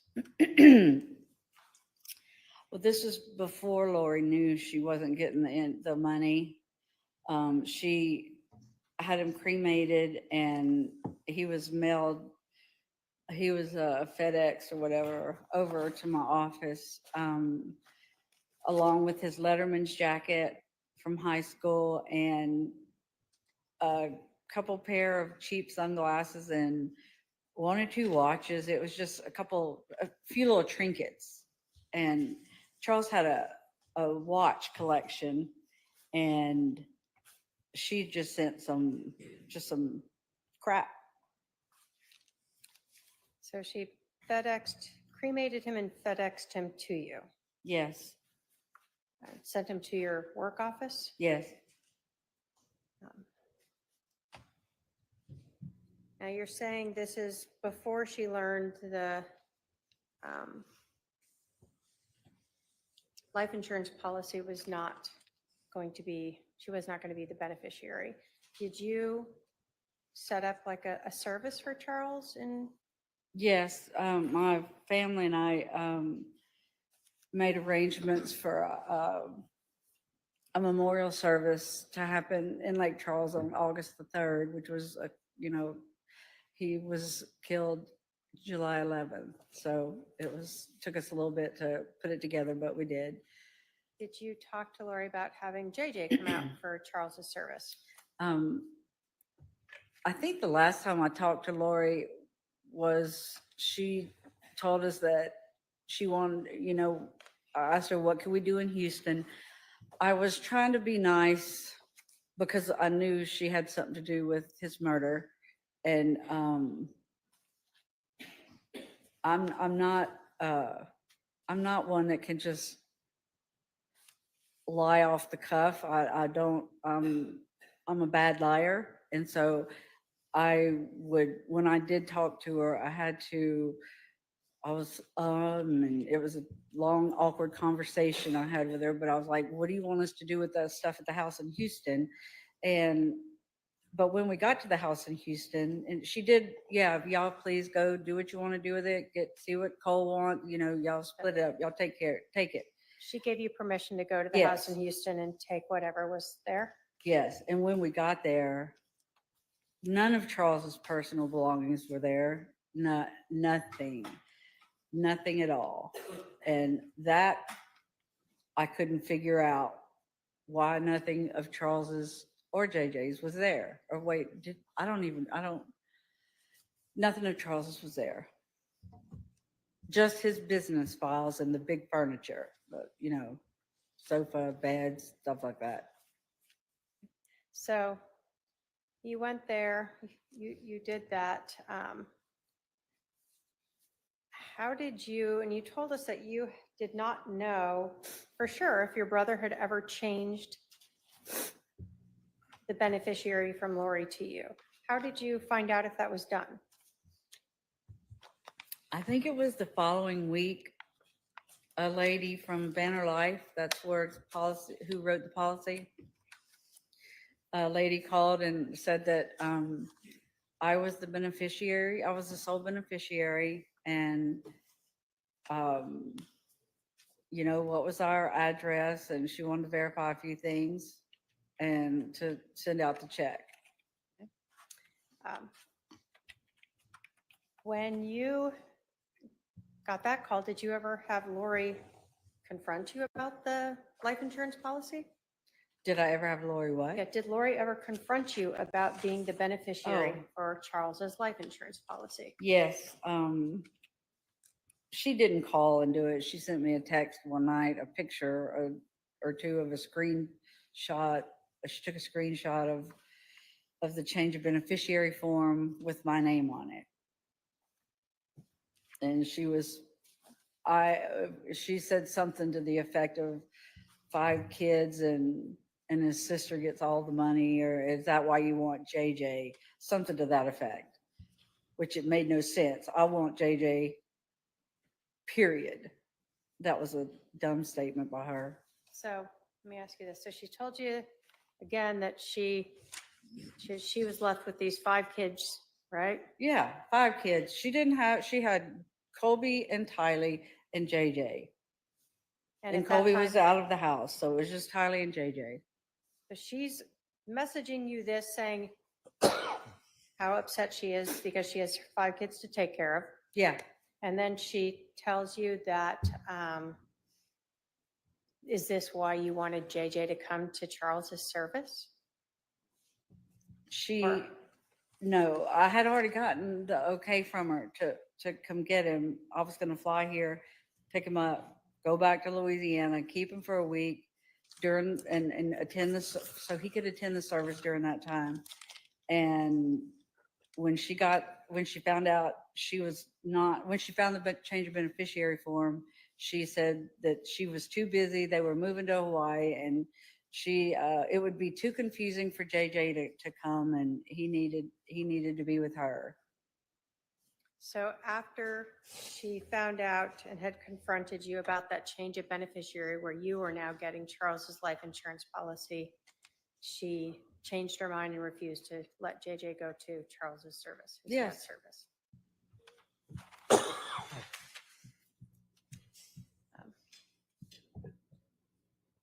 After this confrontation about Charles making you the beneficiary of the life insurance policy, did that pretty much end most of the contact you had with Lori, other than you reaching out to talk with JJ? Yes. Thank you. I have no other questions. All right, Cross.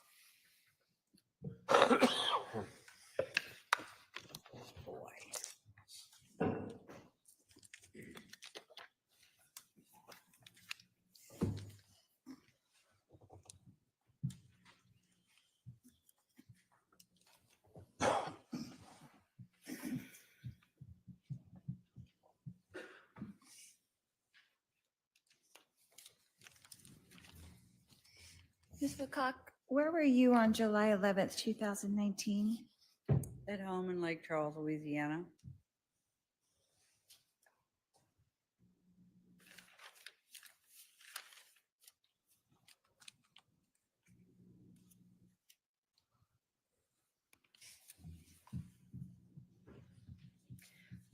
Were you aware at all of the relationship between Charles and Tylee? It was, let's say, it was a bit contemptuous. It seemed like there was always a lot of drama going on, and so that's all I knew. He didn't say too much about it, and I didn't pry.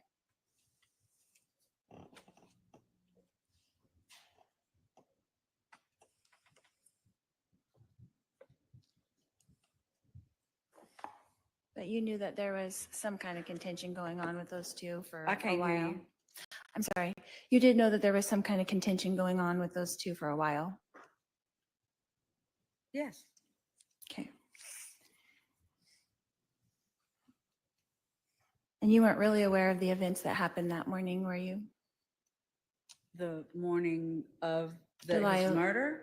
Of July 11th? No, I wasn't. Okay. Because you didn't tell me.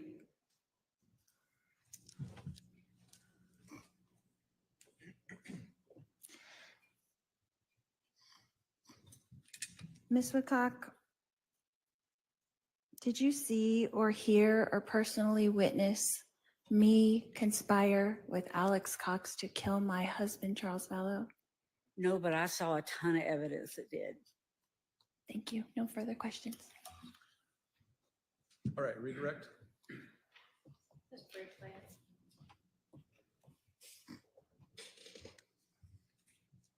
You were asked about the relationship between your brother and Tylee. How old was Tylee when Lori and Charles got married? She was 3, or right around 3. So was Charles in her life for most of her like memorable years? Exactly. Yes, he was. And how old was she in July of 2019? She was 16. Yeah, yeah, So teenager. yes. In terms of their relationship, are you saying that Charles and Tylee never had good times? Oh, I'm not, no, I'm not saying that. I saw them have good times, and it wasn't, you know, it wasn't that they couldn't look at each other, or, you know, it wasn't like that. But I mean, yeah, a teenage girl on one is hard anyway, but I do know that there was a lot of issues with her dad and Lori with her ex-husband and custody, and it was a mess. It was a mess. So Tylee had a lot going on in her life, Yes, she did. and you would see her and Charles at times have difficulty getting along. I never really saw anything that sticks out in my mind.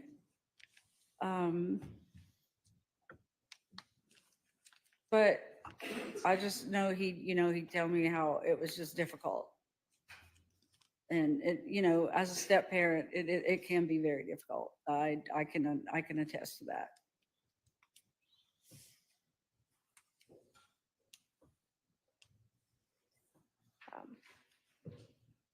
So on July 11th, when Charles Vallow was killed, did you actually have any idea that your brother was dead? None at all. How would I know? So in terms of you learning that your brother was dead, it was never from Lori Or Vallow. from her. It was, It was from Google that my husband found. thank you. I have no other questions. Are there any questions for this witness from anyone on the jury? I don't see any questions. You can step down now. Done. All right, members of the jury, that's going to conclude trial for this week. No trial tomorrow. I'm going to try to start early on Monday and Tuesday only. So just to preview next week, I plan on, if you guys can all be here at 10 a.m., ready to start a little earlier than normal for Monday and Tuesday. And then Wednesday and Thursday, we'll be back to the 10:30 a.m. All right. I'll remind you to remember the admonition and avoid any sort of information about this case that you do not receive from this, that's outside of this courtroom, I should say. All right, thank you. We'll be at recess.